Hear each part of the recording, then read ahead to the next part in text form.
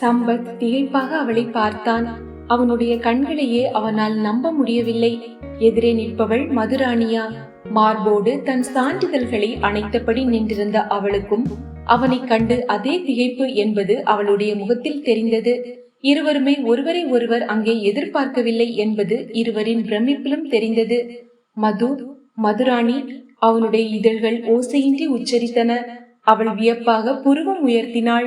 விழிகளை அறையை சுற்றி ஒருமுறை சுழட்டிவிட்டு அவன் மேல் நிறுத்தினாள். அவனுடைய உடை, உட்கார்ந்திருந்த கம்பீரம் அவளை இன்னும் புருவம் உயர்த்த வைத்தது.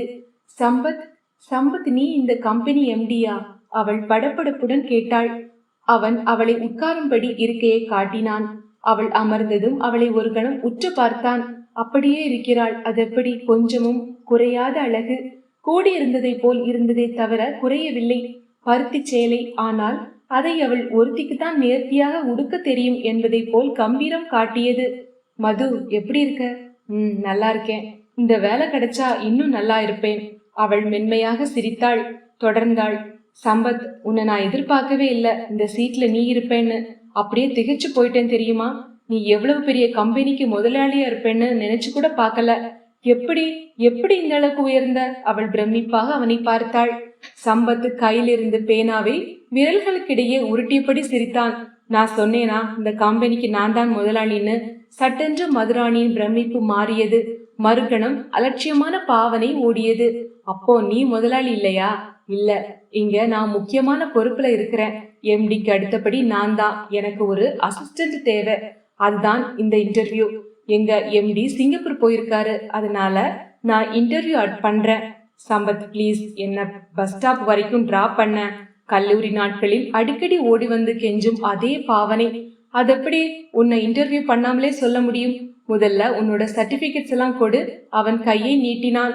இப்படி ஒரு நிலைய நினைச்சு எனக்கு உண்மையே வெக்கமா இருக்கு. எதுக்கு வெக்கமா இருக்கு?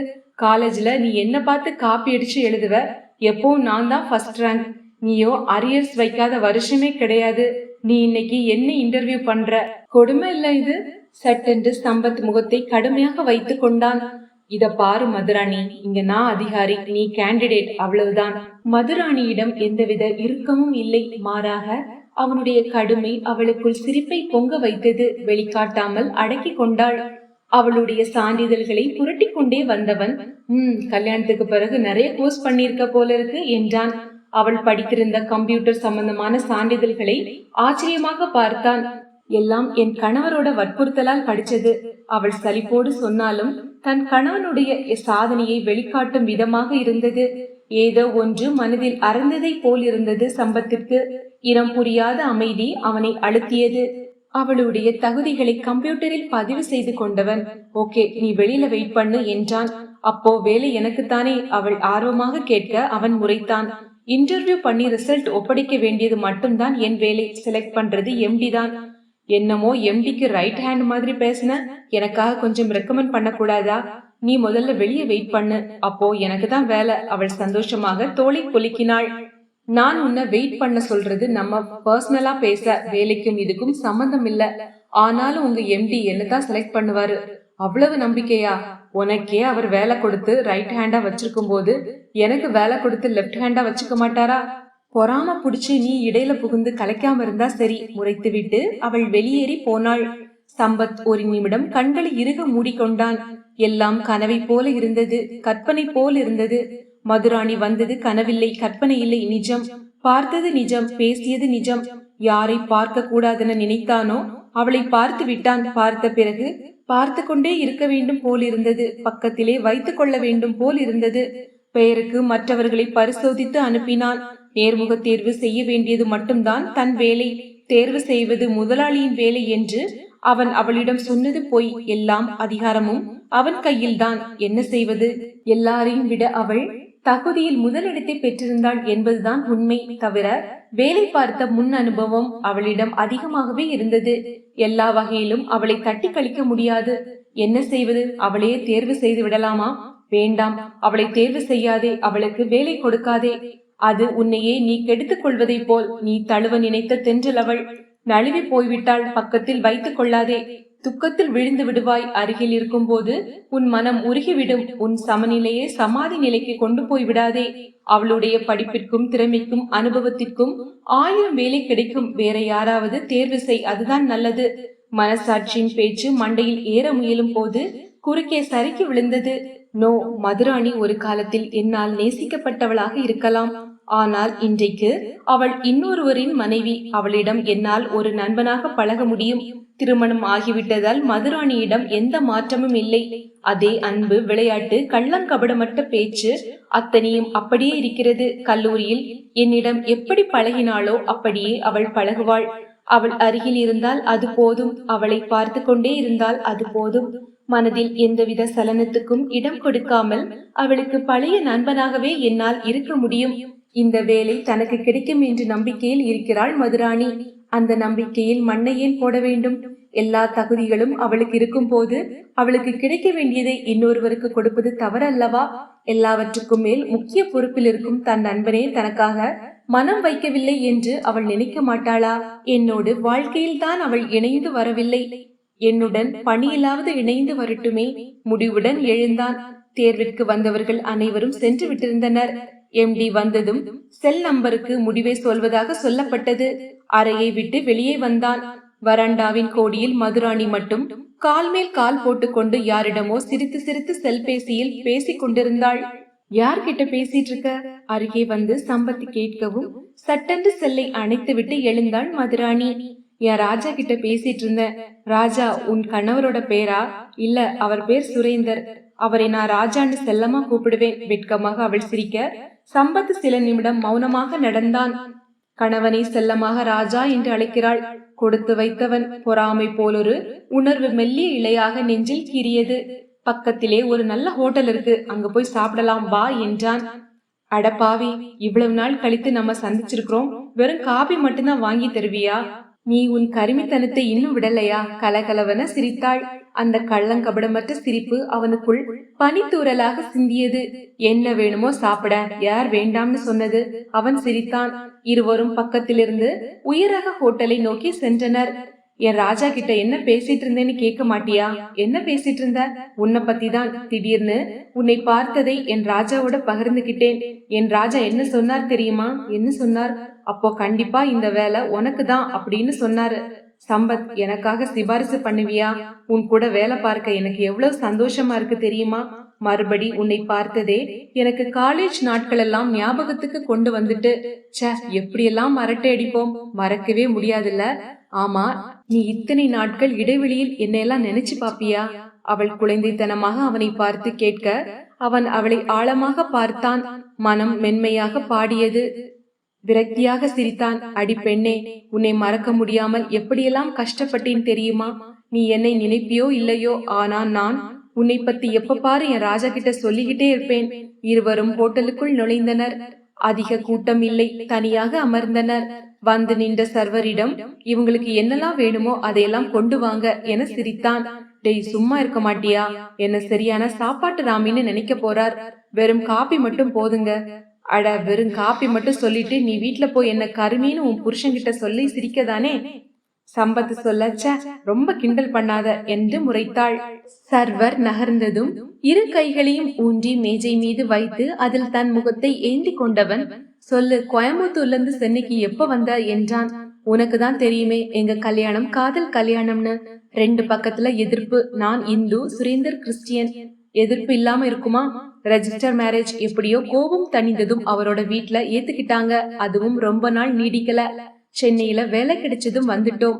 கம்ப்யூட்டர் என்ஜினியர், நல்ல கம்பெனி, வாழ்க்கைக்கேற்ற வசதி. உனக்கு நான், எனக்கு நீண்டு வாழ்க்கை ரதம் அலுங்காம குலுங்காம அலங்காரமா ஓடிக்கிட்டு இருக்கு. அவளுடைய சிரிப்பும் பேச்சும் வாழ்க்கையில் ஏற்பட்ட நிறைவை பளிச்சென காட்டின.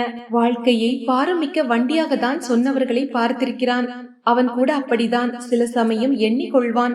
ஆனால் வாழ்க்கையை அலங்காரமான ரதமென எத்தனை பேர் கூறுகின்றனர்? அவளை ஆச்சரியமாக பார்த்தான். குழந்தைகள்? ஆண் ஒண்ணு பொண்ணு ஒண்ணு. கொடுத்து வச்சவள் நீ. உண்மைதான், நான் கொடுத்து வச்சவதான். சம்பத், நீ தெய்வத்தை பார்த்திருக்கிறியா? விஸ்வாமித்திரர் காலத்துல பிறந்திருந்தா காட்டுல போய் தவம் பண்ணி கடவுளை பார்த்திருக்கலாம். இந்த காலத்துல அதுக்கெல்லாம் நேரம் ஏது? இதை கேட்டு கலகலவென சிரித்தாள். ஏன் சிரிக்கிற? விஸ்வாமித்திரர் காலத்துல பிறந்திருந்தா நீ தவம் பண்ணிருப்ப. கடவுளை பாத்திருப்பியா? உன்னை பத்தி எனக்கு தெரியாது. காலேஜ்ல பொண்ணுங்களை பார்த்து எப்படியெல்லாம் சொல்லு விட்டேன்னு. மது, நானும் தவம் பண்ணினவன் தான். உனக்காக மனதிற்குள் சொல்லி கொண்டான். நீ தவம் எல்லாம் பண்ணி சிரமப்பட வேண்டாம். என் வீட்டுக்கு வா, உனக்கு தெய்வத்தை காட்டுறேன். நான் சொன்னது என் சுரேந்திர. அவ்வளவு நல்லவர். அவள் தன் கணவன் தெய்வத்துக்கு நிகராக ஒப்பிடவும் அவனுக்குள் ஏதோ செய்தது. மனநிலையை மாற்ற சூழ்நிலை கலகலப்பாக முயற்சித்தான். அப்போ உன் பெயரை ஆண்டாள்னு மாத்தி வச்சுக்க. அவதான் கடவுளை கல்யாணம் பண்ணிக்கிட்டா. நம்ம கலாச்சாரம் சீரழிஞ்சுக்கிட்டு வரதா சொல்றாங்க. உன்னை பார்த்தா நீ சாவித்திரி நலாயினி காலத்துக்கே கலாச்சாரத்தை கொண்டு போயிடுவ போல இருக்கு.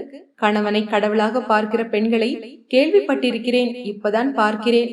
கணவனை கடவுளாக நினைக்கிற பெண்கள் பெய்யன சொன்னால் மழை பெய்யும்னு வள்ளுவர் சொன்னார். இங்க மழைக்கு பதிலா காப்பி வந்துட்டு பாரு. சர்வர் காப்பியை வைத்து விட்டு போனான். ஆளுக்கு ஒரு கோப்பையை எடுத்து கொண்டனர். மென்மையாக ரசித்து ரசித்து ஒரு வாய் பருகிய மதுராணி அவனை ஏறிட்டாள். என்ன பத்தியே பேசிட்டு இருக்கேன் பாரு. சொல்லு, உனக்கு கல்யாணம் ஆயிடுச்சா? எத்தனை பொண்டாட்டி, எத்தனை பிள்ளைங்க? ஒரு பொண்டாட்டிக்கே வழிய காணோம், எத்தனை பொண்டாட்டிங்கிற? அப்படின்னு நீ இன்னும் கல்யாணமே பண்ணிக்கலையா? இப்பவே காதோர நரைமுடி தெரியுது. அது பித்த நர. நரைய பத்தி பித்தலாட்ட பேச்சு பேசாத. ஏன் இன்னும் கல்யாணம் பண்ணிக்கல? ஏதாவது லவ் ஃபெயிலியரா? அவள் கண்ணடித்து குறும்பாக கேட்க அவனுக்கு சுருக்கன வலித்தது. அவள் எவ்வளவு பெரிய விஷயத்தை விளையாட்டாக கேட்கிறாள். லவ் ஃபெயிலியர் ஆனவன் தானே நான். அதற்கு காரணமே இவள்தான் என தெரிந்தால் இப்படி நக்கலாக பேசுவாளா? ஏய், என்ன மாட்டிக்கிட்ட மாதிரி முழிக்கிற. உண்மையிலே லவ் ஃபெயிலியர் தானா? அப்படியெல்லாம் ஒண்ணும் இல்ல. மனசுக்கு பிடிச்ச மாதிரி ஒரு பொண்ணு கிடைக்கல. எப்படிப்பட்ட பொண்ணு வேணும்னு சொல்லு, பாத்துடலாம். உன்ன மாதிரி கலகலன்னு பேசிட்டு சிரிச்சுக்கிட்டு. அட, என்ன நீ கடைசியா என் தலையிலே கைய வைக்கிற? இதை என் ராஜா கேட்கணும். உன்னை கண்டந்துண்டமா வெட்டி போட்டுட்டு ஜெயிலுக்கு போயிடுவாரு. என்னமோ தெய்வம் அதுன்னு சொன்ன, கொலைக்காரனா இருப்பார் போல இருக்கு. தெய்வம் நின்னு கொல்லுன்னு சொல்லி கேள்விப்பட்டதில்லையா? ஆளை விடு, நான் கிளம்புறேன். அவன் காப்பி கோப்பையை நகர்த்தி விட்டு எழுந்தான். பில்லுக்கான பணத்தை வைத்தான். எங்க நழுவுற? வேலையை பத்தி சொல்லு. எனக்கு கிடைக்குமா கிடைக்காதா? எனக்காக உங்க எம்டி கிட்ட சிபாரிசு பண்ணுவியா இல்லையா? முழு அதிகாரமும் இந்த விஷயத்துல எனக்கு தான். இந்த வேலை உனக்கு தான். நாளைக்கே வந்து ஜாயின் பண்ற. Wow, thank you. என்ன இருந்தாலும் நீ நன்றி உள்ளவன்னு நிரூபிச்சிட்ட. என்னை பார்த்து காப்பி அடிச்சதுக்கு விசுவாசமா இருக்கிற. Very good. உத வாங்க போற. இந்த வேலையை உனக்கு கொடுத்தது விசுவாசத்தாலோ என் ஃப்ரெண்டுங்கிறதாலோ இல்ல, உன்னோட திறமையாலதான் உனக்கு இது கிடைச்சது. இதை உடனே என் ராஜா கிட்ட சொல்லணும். அவசர அவசரமாக சிறு குழந்தையை போல அவள் பேசுவதையே ஆசையாக பார்த்து கொண்டிருந்தான் சம்பத். சம்பத் வீட்டுக்கு வந்த போது இரவு மணி 8க்கும் மேலாகி விட்டது. அம்மா தொலைக்காட்சி பார்க்காமல் வாசலில் அமர்ந்து அவன் வரவையே பார்த்திருந்தாள். ஏன்பா இவ்வளவு லேட் என்றாள் கவலையாக. கொஞ்சம் வேலை. நீ சாப்பிட்டியா? இல்ல. ஏன், ஏதாவது வரதமா? பட்டினி கிடக்கணும்னு நேரத்துக்கு சாப்பிட வேண்டியதானே? மனசுல 16 வயசுன்னு நினைப்பா? சக்கரை உப்புன்னு உடம்புல மளிகை கடையே இருக்கு, அதையெல்லாம் மறந்துட்டியா? படபடவென பேசிக்கொண்டே உள்ளே வந்தவன் உடைகளை களைய தொடங்கினான். எதையும் மறக்கல. பெத்த புள்ள நேரத்துக்கு வீட்டுக்கு வரலன்னா பெத்தவளுக்கு எப்படி இருக்கும்? ஆமா, நான் பொம்பளை பிள்ளை பாரு. எவனாவது என்ன கடத்திக்கிட்டு போய் ஏதாவது பண்ணிடுவான்னு நீ வயித்துல நெருப்ப கட்டிட்டு இருந்தியாக்கும். பொம்பளை பிள்ளையா நீ பிறந்திருந்தா ரொம்ப சந்தோஷப்பட்டிருப்பேன். நீ ஆண் பிள்ளையா பிறந்ததை நினைச்சு இப்ப அழுவுறேன். சம்பத் லுங்கியை இடுப்பில் இருக்கியவாறே சிரித்தான். வித்தியாசமான அம்மாவா நீ இருக்க. பெண் குழந்தை பிறந்தா முகம் சுளிக்கிற, வேதனைப்படுற, அங்கங்க குப்பை தொட்டியிலும் கள்ளிப்பால் கொடுத்தும் சாகடிக்கிற பொண்ணுங்க மத்தியில நீ பெண் குழந்தையா நான் பிறக்கலையேன்னு வருத்தப்படுறியம்மா. ஆண் பிள்ளையா சிங்கக்குட்டியா நினைக்கிறவங்க மத்தியில் நீ வித்தியாசமா இருக்கியே. சிங்கக்குட்டியா? மண்ணா கட்டி. என்னம்மா நீ இவ்வளவு பெரிய கம்பெனியில் எவ்வளவு பெரிய வேலையில் இருக்கிறேன், என்னை போய் மண்ணாங்கட்டிங்கிற? வேலை பார்த்துட்டா சரியா போச்சா? பெண்ணா நீ பிறந்திருந்தா படிச்சு ஒரு வேலையில் உட்கார்ந்த உடனே கல்யாணத்தை பண்ணி இருப்பேன். பேர குழந்தைகளோட சந்தோஷமா கொஞ்சம் விளையாடிக்கிட்டு இருப்பேன். அடடா, கடைசியா வழக்கமான புலம்பலுக்கு வந்துட்டியா? சாப்பாடு எடுத்து வைமா, பசி தாங்கல.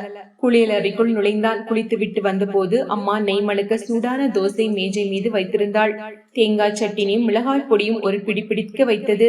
சாப்பிட்ட பிறகு தொலைக்காட்சியின் எதிரே அமர்ந்து அதை உயிர்ப்பித்த போது அம்மா ஒரு பழுப்பு நிற கவரை நீட்டினாள். இந்தா, இதை பிரிச்சு பாரு என்றாள். அட அம்மா, நீ வேலைக்கு போறியா? Very good.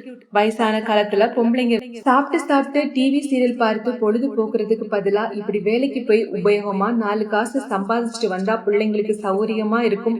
வித்தியாசமான அம்மா நீ. நான் வேலைக்கு போயதா உங்ககிட்ட சொன்னேனா? பின்ன இது என்ன கவரு? நான் சம்பள கவர்னு நினைச்சேன். ஒரு நிமிஷம் எவ்வளவு சந்தோஷப்பட்டேன் தெரியுமா? ஓ, உனக்கு அப்படி வர ஆசை இருக்கா?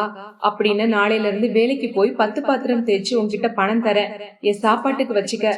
ஏமா, போறதுதான் போற, 10 பாத்திரம் தேய்க்க வேலைக்கா போகணும்? ஒரு நல்ல வேலைக்கு போக கூடாதா? அட பாவி, நீ எல்லாம் ஒரு பிள்ளையா? அம்மா பற்களை கடிக்க சிரித்தபடியே கவருக்குள் இருந்ததை வெளியே இழுத்தான். அழகான இளம் பெண் புகைப்படத்தில் சிரித்தபடி பதிவாகி இருந்தாள். வாவ், துள்ளி குதித்தான் வேண்டுமென்றே. அம்மா, இத்தனை நாளா அந்த போட்டோவை எங்க வச்சிருந்த? நான் பார்க்கவே இல்லையே. சின்ன வயசுல நீ எவ்வளவு அழகா இருக்க. அப்படியே 16 வயதினிலே ஸ்ரீதேவி மாதிரி. ஆனா சிரிப்பு தான் 3ஆம் பிறை. ஸ்ரீதேவி மாதிரி கொஞ்சம் அசட்டுத்தனமா இருக்கு.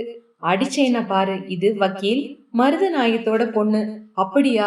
அவர் ஏன் போட்டோ உன்கிட்ட கொடுத்திருக்கிறாரு? காணாம போயிட்டாளா? டிவில விளம்பரம் கொடுக்க சொன்னாரா? இந்த வயசுல பொண்ணு காணாம போனா கண்டுக்காம விட்டுடணும். யார் கூடயாவது காதல் கீதல்னு ஓடி போயிருப்பா. சீ, என்ன பேசுற? காமெடியா பேசுறதா நினைச்சு கர்மாந்திரமா பேசுற. நாளைக்கு இவளை போய் பார்த்தே ஆகணும். ஏன், சீரியஸா இருக்காளா? பல்ல உடைக்க போறேன், பொண்ணு பார்க்க போறோம். அலுப்பாக புகைப்படத்தை அம்மாவிடம் நீட்டியவன், அம்மா, பொண்ணு பாக்குற வேலையெல்லாம் நீயே பார்த்துக்க. முகூர்த்த நேரத்தை சொல்லு, வந்து தாலி கட்டுறேன். டேய், ரொம்ப பந்தா காட்டாத. அம்மா, எனக்கு நீ பார்த்து முடிச்சா சரிதான், நான் பார்க்கணும்னு அவசியம் இல்ல. சரிடா, ஆனா பொண்ணு அப்படி இருக்க மாட்டாளே. இந்த காலத்து பொண்ணுங்க எங்க காலம் மாதிரி இல்ல. பையனை பார்க்கணும், பேசணும், முடிஞ்சா வெளியில போகணும்னு கூட விரும்புறாங்க. அதனால நீ பொண்ணு பார்க்க வர்ற. சரி, வரேன், எனக்கு தூக்கம் வருது, ஆளை விடு என்று எழுந்து படுக்கை அறைக்கு வந்தான். தூக்கம் வரவில்லை, துக்கம்தான் வந்தது. பிடிக்கவில்லை, கல்யாணம் காட்சி ஒரு இளவும் பிடிக்கவில்லை. வெறுப்பாக படுக்கையில் சரிந்தான்.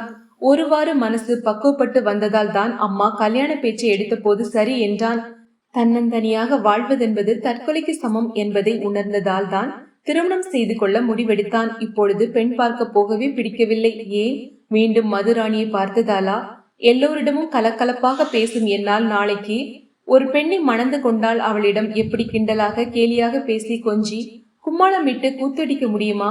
கண்களை இறுக்கமாக மூடி முயற்சித்தான். மதுராணியை சிரித்து சிரித்து எதிரில் வந்தாள். மதுராணி, ஏன் மீண்டும் என் எதிரில் வந்தாய்? எதிரில் வந்தது தவறில்லை, நீ பக்கத்திலே வைத்துக் கொள்ள நினைத்ததுதான் தவறு. அவளுக்கு வேலை போட்டு கொடுத்தது தவறு.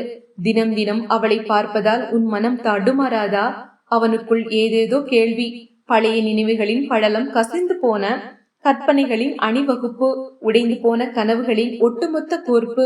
கோயம்புத்தூரில் கல்லூரி வாழ்க்கை என்பது உயிர் வாழ்ந்த தருணங்கள் என்பது போலாகிவிட்டது. உடன் படித்த மதுராணி அவனுக்குள் மதுவை போல போதையை உண்டு பண்ணினாள். அவளுடைய அறிமுகமே அவனுடைய இதயத்தை பறிமுதல் செய்தது. ஒரே வகுப்பானதால் நட்புதானே தொகுக்கப்பட்டது. படிக்க எழுத ஏற்பட்ட நெருக்கம் இதே துடிப்பில் வித்தியாசத்தை ஏற்படுத்தியது. விடுமுறை நாட்களில் கூட அவள் வீட்டு வழியே போக வைத்தது. பாடத்தில் சந்தேகம் என பாசாங்கு செய்ய வைத்தது. ஒரு அரை மணி நேரமாவது அவளோடு பேச வேண்டும் என்பதற்காக தெரிந்த கணிதத்தை கூட தெரியவில்லை, கொஞ்சம் சொல்லித்தாயே என பொய்யாக கெஞ்சி அவள் சொல்லித்தரும் போது அவளுடைய உதட்டசைவை ரசித்து விழியழகை பருகி கூந்தல் வாசனையை மோப்பம் பிடித்து கடைசியில் அவள் விடை வராமல் விழிக்கும் போது நொடியில் அந்த கணக்கை போட்டு அவளிடம் நீட்டி பிரமிக்க செய்வான். அவள் அவனை புத்தகத்தாலே தலையில் அடிப்பாள். தெரிஞ்சுகிட்டே ஏண்டா தெரியாத மாதிரி நடிக்கிற என திட்டுவாள். உனக்கு தெரியுதான் டெஸ்ட் பண்ணினேன் என்று சிரிப்பான். நினைவுகள் நெஞ்சை அழுத்துவதை போலிருந்தது. அவளுக்கு என்னவெல்லாம் பிடிக்கும் என கேட்டு கேட்டு தெரிந்து கொள்வான். கடைசியில் அவளுக்கு வேறொரு நபரிடம் பிடிப்பு இருந்திருக்கிறது என்பது தெரியாமலே போய்விட்டது. கல்லூரி படிப்பின் கடைசி வருடம், தேர்வுக்கு முன்னதாக படிப்பதற்கு விடுப்பு தரப்பட்டிருந்தது. அவனால் படிக்கவே முடியவில்லை. காதல் அவனை கட்டி போட்டிருந்தது. விடுப்பு முடிந்து அவள் வந்ததும் முதல் வேலையாக காதலை சொல்லிவிட வேண்டும் என்று அவன் முடிவு செய்திருந்தான். ஆனால் விடுப்பு முடிந்து வந்து அவள் பெரிய குண்டை தூக்கி போட்டாள். சம்பத், எனக்கு கல்யாணம் ஆயிடுச்சு. அதிர்ந்தான். அவசரமாக அவள் கழுத்தை பார்த்தான். எப்பொழுதும் போல் கழுத்தை ஒட்டி மின்னியது மெல்லிய சங்கிலி, மஞ்சள் கயிறு இல்லை. ச, என்ன பெண்ணிவள்! சின்ன சின்ன விஷயத்துக்கெல்லாம் நான் இவளை ஏமாற்றி விளையாடியதற்காக எவ்வளவு பெரிய விஷயத்தில் விளையாடுகிறாள். ஏய், சும்மா விளையாடாத. சம்பத், நான் விளையாடல, எனக்கு கல்யாணம் ஆயிட்டுது. கழுத்தில் தாலி இல்லையே. கிறிஸ்தவ முறைப்படி கல்யாணம் ஆயிட்டுது. எனக்கும் எங்க தெருவில் இருக்கிற சுரேந்திரக்கும் ரொம்ப நாளா காதல். வீட்டுக்கு இப்போ தெரிஞ்சு போயிடுச்சு. கிறிஸ்டியன்கிறதுனால சுரேந்திர எங்க வீட்டுல யாருக்கும் பிடிக்கல. இந்த லீவ்லேயே எப்படியாவது என் கல்யாணத்தை முடிச்சிடன்னு அவசரமா சொந்தக்கார பையன் ஒருத்தனுக்கு என்ன கல்யாணம் பண்ணி கொடுத்துட ஏற்பாடு பண்ணினாங்க. அதனால் நானும் சுரேந்தரும் ரெஜிஸ்டர் மேரேஜ் பண்ணிக்கிட்டோம். அப்புறம் அவங்க வீட்டுல ஏத்துக்கிட்டதால கிறிஸ்தவ முறைப்படி சர்ச்சில் கல்யாணம் பண்ணிக்கிட்டோம். சம்பத் உடைந்து சிதறி போனான். மைசூர் பாகை துண்டு போட்டாள் மதுராணி. சூடு குறையாமலே துளி எடுத்து வாயில் போட்டவள், வாவ் சூப்பர். என் ராஜாவுக்கு இன்னைக்கு என்ன கொஞ்சம் போறார். மனதில் நினைத்த மறுகணமே என வாய்விட்டு கத்தினாள். காரணம், வலிமையான இரு கரங்கள் அவளுடைய கண்களை பொத்தியது. ஐயோ, யாராவது ஓடி வாங்கல, என்ன காப்பாத்துங்களேன். பெரிதாக அலறினாள். கரங்கள் விலக எதிரே அவளை திருப்பினான் சுரேந்தர். இந்த வீட்டுல என்ன விட்டா உன்னை யார் இப்படி கண்ணை பொத்துவா? எவனோ ஒருத்தன் கண்ணை பொத்துன மாதிரி இப்படி கத்துற. நீங்க வேற, தெருமுனையில் ஒரு சைக்கிள் கடை இருக்குதுல்ல, அங்க ஒருத்தன் என்ன போகும்போதும் வரும்போதும் முறைச்சு பார்த்துக்கிட்டே இருப்பான். அவன் தான் வீட்டுக்குள்ள புகுந்துட்டானோன்னு ஒரு நிமிஷம் பயந்து போயிட்டேன் தெரியுமா? மதுராணி போலியாக கண்களை சிமிட்டி பயந்ததை போல் நடித்தாள். ஆமா, இவ பெரிய அழகி, எவனோ முறைச்சு பாக்குறான். ஏன், நான் அழகா இல்லையா? கிழவி, உங்களை அவள் காதை பிடித்து திருக, ஐயோ வலிக்குது, நீ அழகிதான், விடு. அதானே பார்த்தேன், என்ன பண்ணிக்கிட்டு இருக்க? மைசூர் பாக்கு பண்ணிருக்கேன். தட்டை எடுத்து அவன் எதிரே நீட்டினாள். கொஞ்சம் இரு, நான் போய் டாக்டருக்கு போன் பண்ணி ஒரு அப்பாயின்மெண்ட் வாங்கிட்டு வந்துடுறேன். என்ன ரொம்ப மட்டம் தட்டுறீங்க? வேலை கிடைச்ச சந்தோஷத்தை கொண்டாட மெனக்கெட்டு மைசூர் பாகு பண்ணனா ரொம்ப தான். அவள் சினுங்க, சும்மா சொன்னேன். உள்ளே நுழையும் போதே வாசனை நாக்குல எச்சில் ஊற வச்சது. அதானே பார்த்தேன் என்றவாறு ஒரு துண்டை எடுத்து அவன் வாயில் ஊட்டினாள். ஆஹா சூப்பர். அவளை நெஞ்சோடு சேர்த்து கொண்டு முத்தமிட்டான். சரி போதும் விடுங்க, ஒரே வியர்வை நாத்தம், போய் குளிச்சுட்டு வாங்க, சூடா காப்பி எடுத்துட்டு வரேன். அவன் வேறு உடைக்கு மாறி குளித்து விட்டு வந்து அமர்ந்த போது அவன் எதிரே காப்பியும் மைசூர் பாகும் இருந்த தட்டை வைத்தாள். அவனுக்கு அருகே அமர்ந்து தானும் ஒரு கோப்பையை எடுத்து கொண்டாள். என்னமோ உன் ஃப்ரெண்டு இருந்ததால வேலை கிடைச்சது என்றான் சுரேந்தர் காப்பியை ருசித்தபடி. அப்போ அவன் இல்லைன்னு எனக்கு வேலை கிடைச்சிருக்காதா? என்ன தத்தின்னு நினைச்சிட்டீங்களா? அவனே என்ன தெரியுமா சொன்னான்? இந்த வேலைய நீ என் ஃப்ரெண்டுங்கிறதுனால தரல, உண்மையிலே உனக்கு திறமை இருந்ததால் தான் கொடுத்தேன் அப்படின்னான். அவன் பேர் என்ன சொன்ன? சம்பத். காலேஜ்ல பூனை மாதிரி இருப்பான், ரொம்ப நல்ல பையன். பொண்ணுங்களை பார்த்தாலே ரொம்ப வெட்கப்படுவான். என்கிட்ட மட்டும்தான் ஃப்ரீயா பேசுவான். பொண்ணுங்க கிட்ட தானே வெட்கப்படுவான். உன்னை பார்த்து அவன் கண்களுக்கு ஆம்பளையா தெரிஞ்சதோ என்னவோ. நறுக்கன அவன் தொடையை கிள்ளினாள். ஏ என்று கத்தினான். அவன் ரொம்ப நல்லவன் தெரியுமா? நீ எதுவும் சொல்ல வேண்டாம். அவன் எப்படின்னு எனக்கு தெரியும். அவனை உங்களுக்கு எப்படி தெரியும்? ஒருத்தனை பத்தி தெரிஞ்சுக்கணும்னா அவனோட ஃப்ரெண்ட பத்தி தெரிஞ்சுக்கிட்டாலே போதும்னு சொல்லுவாங்க. தினம் உன் கூட பேசுறேனே, அவனும் உன்னை மாதிரி ஒரு அரலுசாதான் இருப்பான். கோபத்தில் அவன் காதை பிடித்து திருகினாள். உங்களை ஏய் விடு, சும்மா சொன்னேன். ஓ ஃப்ரெண்டு சம்பத்தை ஒரு நாள் நம்ம வீட்டுக்கு சாப்பிட கூப்பிடவெல்லாம் வேண்டாம், தானே வந்துடுவான். சரியான சாப்பாட்டு ராமன். காலேஜ்ல ஹாஸ்டல்ல தான் தங்கி படிச்சான். லீவு நாள்ல பாடத்துல சந்தேகம் கேட்கிற சாக்குல வீட்டுக்கு வந்துடுவான். நல்லா சாப்பிடுவான், வெட்கமே படமாட்டான். தெரிஞ்ச கணக்கையே தெரியாத மாதிரி கேட்பான். சொல்லிவிட்டு அவள் சிரிக்க சுரேந்தரும் அந்த சிரிப்பில் கலந்து கொண்டான். இரு, அவன் வர்ற அன்னைக்கு நீ சொன்னதையெல்லாம் சொல்றேன். பிளீஸ் ராஜா, சொல்லாதீங்க பிளீஸ். அவனுடைய கழுத்தை கட்டிக்கொண்டு கெஞ்சினாள். அவளுக்கு இப்பொழுது தெரிய நியாயமில்லை. சம்பத்தின் வருகையால் வீச போகும் புயல். Good morning sir.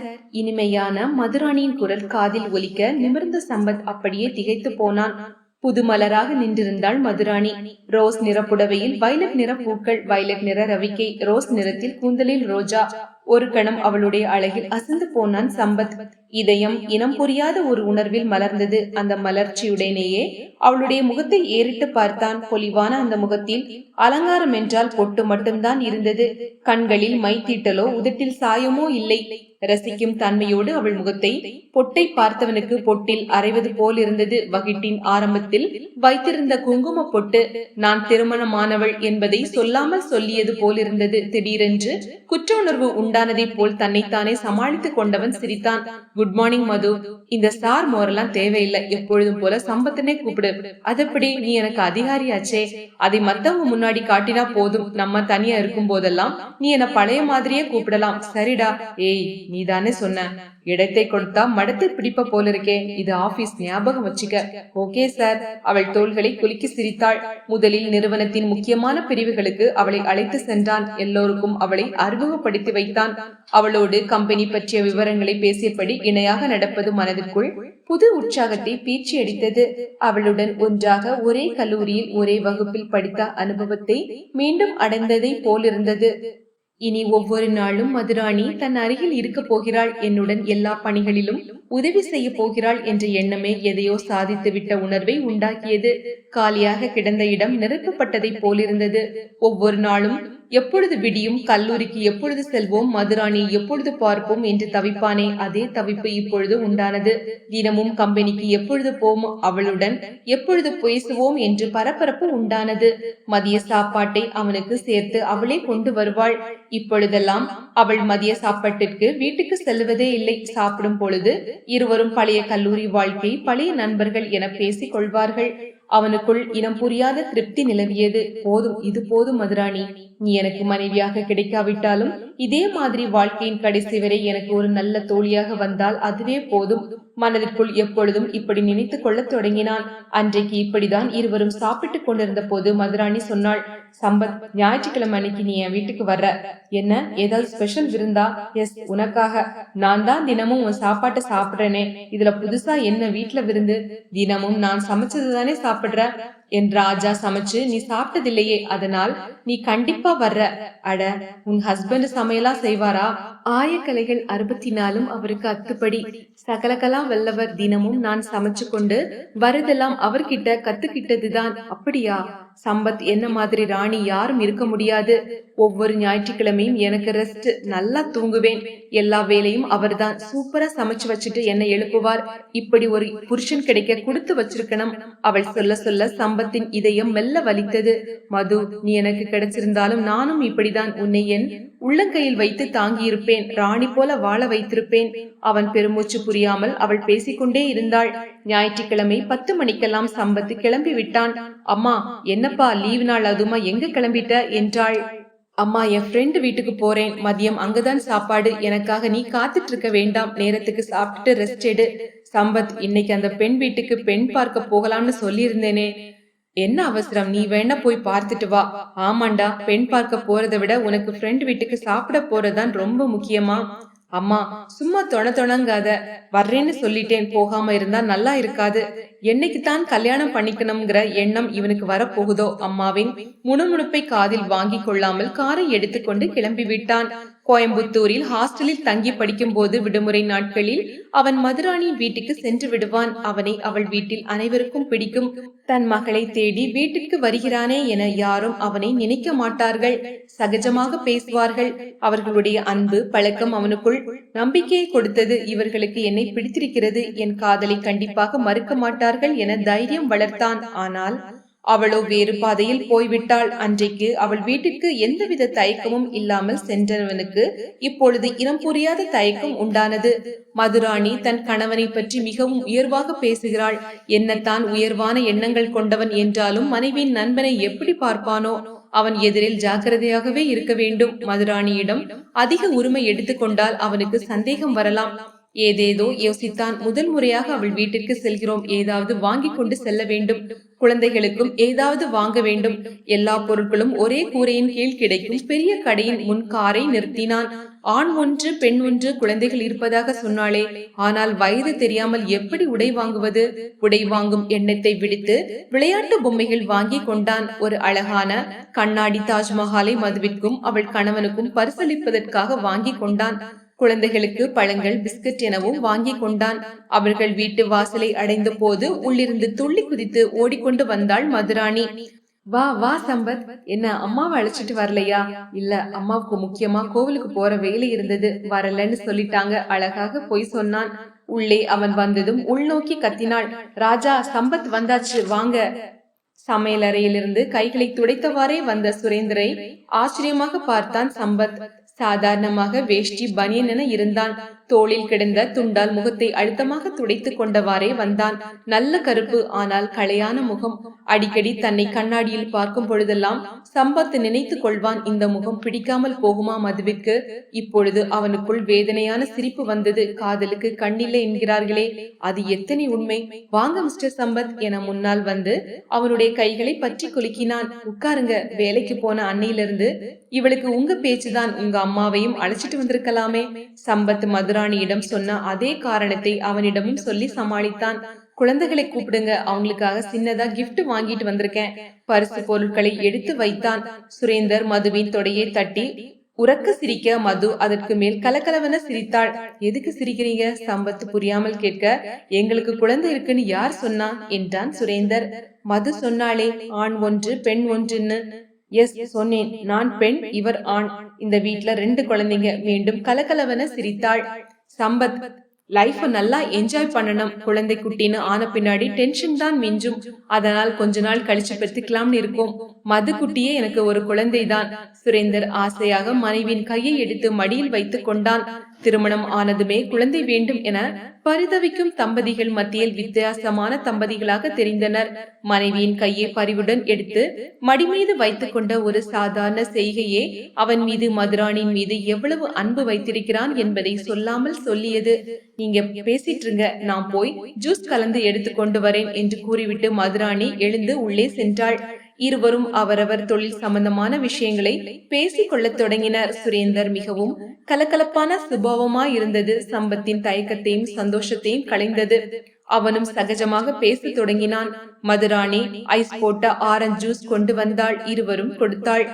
மூவரும் பேசத் தொடங்கினர். சில நிமிடங்கள் பேசிக் கொண்டிருந்து விட்டு எழுந்து, மதுராணி, நீங்க பேசிக்கிட்டு இருங்க, சமையலறையில் இன்னும் கொஞ்சம் வேலை இருக்கு, முடிச்சிட்டு வந்துடுறேன் என்றாள்.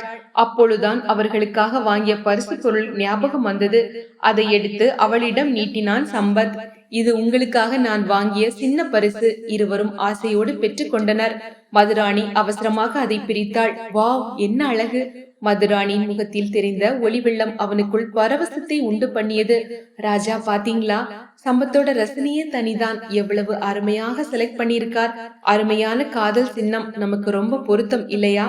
ஆமாம், ரொம்ப பொருத்தம். ரொம்ப அழகா இருக்கு. இருவரும் அந்த கண்ணாடி தாஜ்மஹாலை திருப்பி திருப்பி பார்த்தனர். உங்க குழந்தைகளுக்காக வாங்கிட்டு வந்தேன், எடுத்து வைங்க, நாளைக்கு உதவும் என்று மற்ற பரிசு பொருட்களையும் கொடுத்தான். மதுராணி அவற்றை வெட்கத்துடன் வாங்கி கொண்டாள். சாப்பிடும் போது இன்னும் கலகலப்பு கூடியது. எல்லாம் நான் சமைச்சதுதான், சாப்பிட்டுட்டு எப்படின்னு சொல்லுங்க, சுரேந்தர் பெருமையாக சொல்ல. இதுதானே வேண்டாங்கிறது? நான் என்னமோ கைய கட்டிக்கிட்டு வேடிக்கை பார்த்த மாதிரி, நீங்க மட்டுமே எல்லாத்தையும் செய்த மாதிரியும் ஒரேடியா பீத்திக்கிறீங்க. சம்பத், இந்த கத்திரிக்காய் கூட்டு நான் செய்தேன். அப்பளம் நான் பொரிச்சேன். ஆஹா, அப்பளம் பொரிக்கிறது பெரிய வேலை பாரு. எல்லாரும் சேர்ந்தே சாப்பிடலாம். மது, நீ கூட பரிமாறிட்டு உட்காரு, வேணுங்கிறத எடுத்து போட்டுக்கலாம் என்று சம்பத் எதையோ உணர்ந்ததை போல், சார், மதுவை எனக்கு வா போன்னு கூப்பிட்டுதான் பழக்கம், நீங்க தப்பா எடுத்துக்க கூடாது என்றான். நீங்க வாடி போடின்னு கூப்பிடலாம், நோ அப்செக்ஷன், இயல்பாக சொல்லி சிரித்தான் சுரேந்தர். திருப்தியாக தான் இருந்தது சாப்பாடு. சாப்பிட்டு முடித்ததும் மூவரும் தோட்டத்து மாமர நிழலில் வந்து அமர்ந்தனர். இதமான காற்று குளிர்ச்சியா இருந்தது. சம்பத், சொல்லுங்க சார். இந்த சார் மோரெல்லாம் வேண்டாம். மது உங்களுக்கு எப்படி ஃப்ரெண்டோ அப்படிதான் நானும். என்னை சுரேந்தர்னே கூப்பிடலாம், இல்லைன்னா மது கூப்பிடுற மாதிரி ராஜான்னு கூப்பிடலாம். நோ, அது எனக்கு மட்டும் சொந்தமான பேர். நான் மட்டும்தான் கூப்பிடுவேன். ராஜான்னு உங்களை கூப்பிட யாரையும் அனுமதிக்க மாட்டேன். சம்பத், நீ அவரை சுரேந்தர்னே கூப்பிடு, இல்லாட்டி வேற செல்ல பேர் வச்சுக்கோ. மது கண்டிப்பா கூற அதில் அவளுடைய அன்பின் ஆழம் புரிந்தது. ஓகே, நான் சுரேந்தர்னே கூப்பிடுறேன். செல்ல பேரெல்லாம் எனக்கு வைக்க தெரியாது. என்னது, உனக்கு செல்ல பேர் வைக்க தெரியாதா? பாவி, காலேஜ்ல லெக்சருக்கெல்லாம் என்னென்ன பேர் வச்சிருக்க நீ? தப்பு தப்பா கணக்க போட்டதுக்காக கணக்கு வாத்தியாருக்கு குண்டக்க மண்டக்கான்னு பேர் வச்சியே. ஒல்லிக்குச்சி இங்கிலீஷ் டீச்சருக்கு பென்சில்னு பேர் வச்சியே, அதெல்லாம் மறந்துட்டியா? ஜொல்லு விடுவாரே தமிழ் பண்டிட், அவருக்கு வாட்டர் ஃபால்ஸ்னு நீ பேர் வச்சியே, அவர் பேரை மறந்துட்டியா? அட, இதெல்லாம் வேற உண்டா? இது மட்டுமா இன்னும்? மது, போதும், மானத்தை வாங்காத. நீங்க சொல்லுங்க சுரேந்தர், என்னவோ சொல்ல வந்தீங்க. ஏன் இன்னும் கல்யாணம் பண்ணிக்காம இருக்கீங்க? பளிச்சென அவன் கேட்ட கேள்வி மனதில் அரைந்ததை போல் இருந்தது. பண்ணிக்கணும், பொதுவாக பதில் கூறினான். சீக்கிரம் பண்ணிக்கங்க. கல்யாண வாழ்க்கைக்கு ஈடு இணை எதுவுமே கிடையாது. நமக்காக உருக, நமக்காக தோள் கொடுக்க ஒரு துணை இருக்குங்கிற நினைப்பே வாழ்க்கையில் எதையும் சாதிக்க செய்யும். என்னோட அனுபவத்தை சொல்றேன். மனைவி அமைவதெல்லாம் இறைவன் கொடுத்த வரம்னு சொல்றது 100க்கு 100 உண்மை. மதுராணி மாதிரி ஒரு குழந்தைத்தனமான மனைவி எனக்கு கிடைச்சது நான் செய்த புண்ணியம். அவன் பேச பேச சம்பத் அவனை மிகவும் மதிப்பாக பார்த்தான். சம்பத்தின் கரங்கள் காரை செலுத்தி கொண்டிருந்தன. மனம் இன்னும் மதுராணி வீட்டிலேயே சுற்றி கொண்டிருந்தது. ஸ்டீரியோவில் மெல்ல கசிந்து கொண்டிருந்த ஜானகியின் பழைய பாடல் மனதின் ரம்யத்துக்கு இன்னும் இதம் சேர்ப்பதாய் இருந்தது. அவள் வீடு, அவளுடைய குடும்பம் இவனுள் மதுராணியின் இன்னொரு கோணத்தை காட்டியது. அந்த கோணம் முற்றிலும் புது மனுஷியை போல் காட்டியது.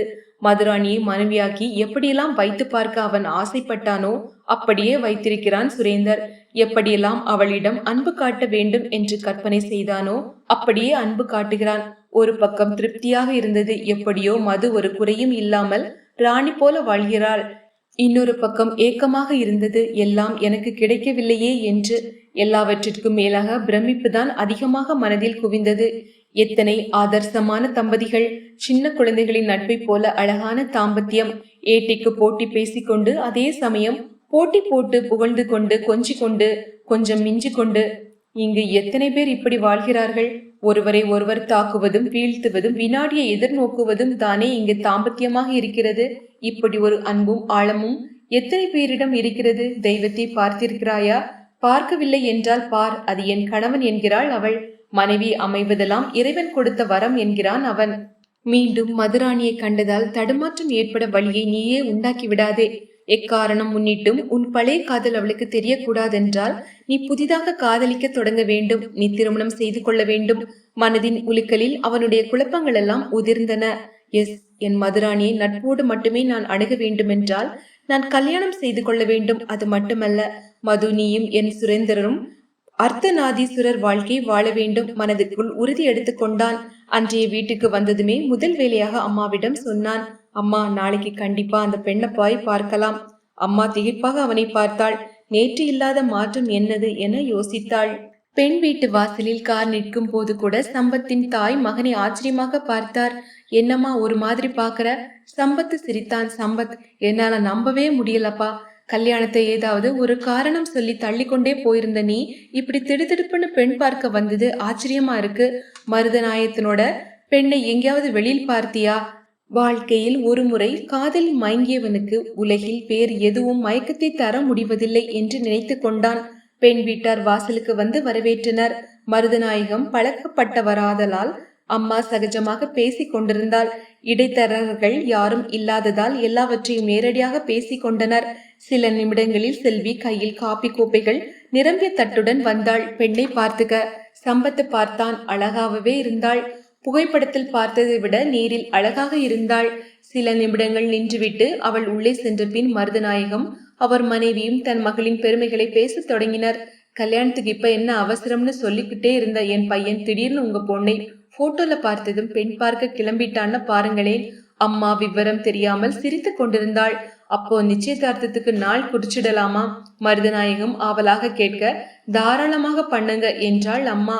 அப்போ இன்னைக்கே குடும்ப ஜோசியர வரவழைச்சு நாள் குறிச்சிட்டு உங்களுக்கு சொல்றேன்.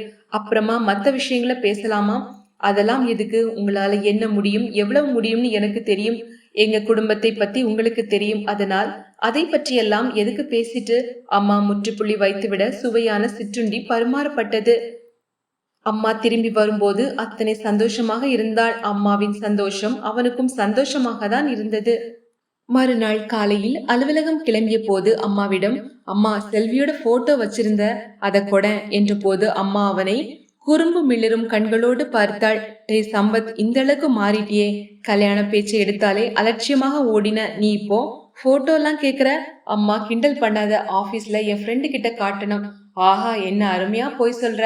போட்டோவை சட்டப்பையில் வச்சுக்கிட்டு நிமிஷத்துக்கு ஒரு தடவை எடுத்து பாக்குறதுக்கு தானே கேக்குற. அதெல்லாம் நான் கொடுக்க முடியாது. ஆபீஸுக்கு ஒழுங்கா போய் வேலைய பாரு. அம்மா பிளீஸ் கொட. அம்மாவின் பின்னாலேயே சுற்றினான். ஏண்டா போட்டோவுக்கே இப்படி சுத்துறியே? நாளைக்கு கல்யாணம் ஆயிட்டா அவ பின்னாடி எப்படியெல்லாம் சுத்துவ? இந்த அம்மாவை நினைச்சு பாப்பியாடா? அதுக்கெல்லாம் வேற இடம் பார்த்து வச்சிருக்கேன். வேறு இடமா? ஆமா, முதியோர் இல்லம். அடி செருப்பால போடா. போட்டோவும் கிடையாது, ஒன்னும் கிடையாது. அம்மா பிளீஸ், என் செல்லம் இல்ல, தங்கம் இல்ல. குழந்தையின் கொஞ்சலின் நெகிழாத தாய் மனம் உண்டா? செல்வியின் புகைப்படத்தை எடுத்து நீட்டினாள். வாங்கி சட்டப்பையில் சொருகி கொண்டான். அம்மாவிடம் கெஞ்சி கூத்தாடி அவன் வாங்கியது அம்மா சொன்னதை போல நிமிடத்திற்கு ஒரு முறை பார்த்து ரசிக்கவா? இல்லை, மதுராணியிடம் காட்டுவதற்காக. போனதுமே முதல் வேலையாக மதுவிடம் போட்டோவை காட்ட வேண்டும். அலுவலகத்துக்கு வந்ததுமே நேராக மதுராணியை தேடி போனான்.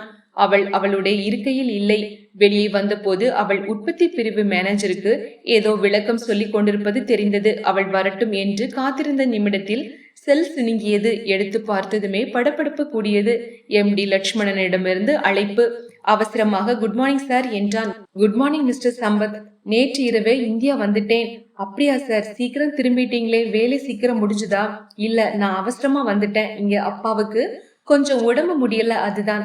அப்படியா? நேத்து கூட போன் பண்ணி விசாரிச்சேன், அப்பா எதுவும் சொல்லலையே. பயப்படும்படி ஏதும் இல்ல, லேசா நெஞ்சுவலி. அப்பா பயந்துட்டார், இப்போ நல்லா இருக்கார்.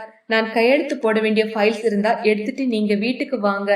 என்னால 2 நாளைக்கு ஆபீஸ் வர முடியாது. நீங்க எல்லாத்தையும் நல்லா கவனிச்சுப்பீங்க என்ற நம்பிக்கை எனக்கு இருக்கு. Thank you sir. நான் நீங்க பார்க்க வேண்டிய ஃபைல்ஸ் எடுத்துட்டு இப்பவே வரேன்.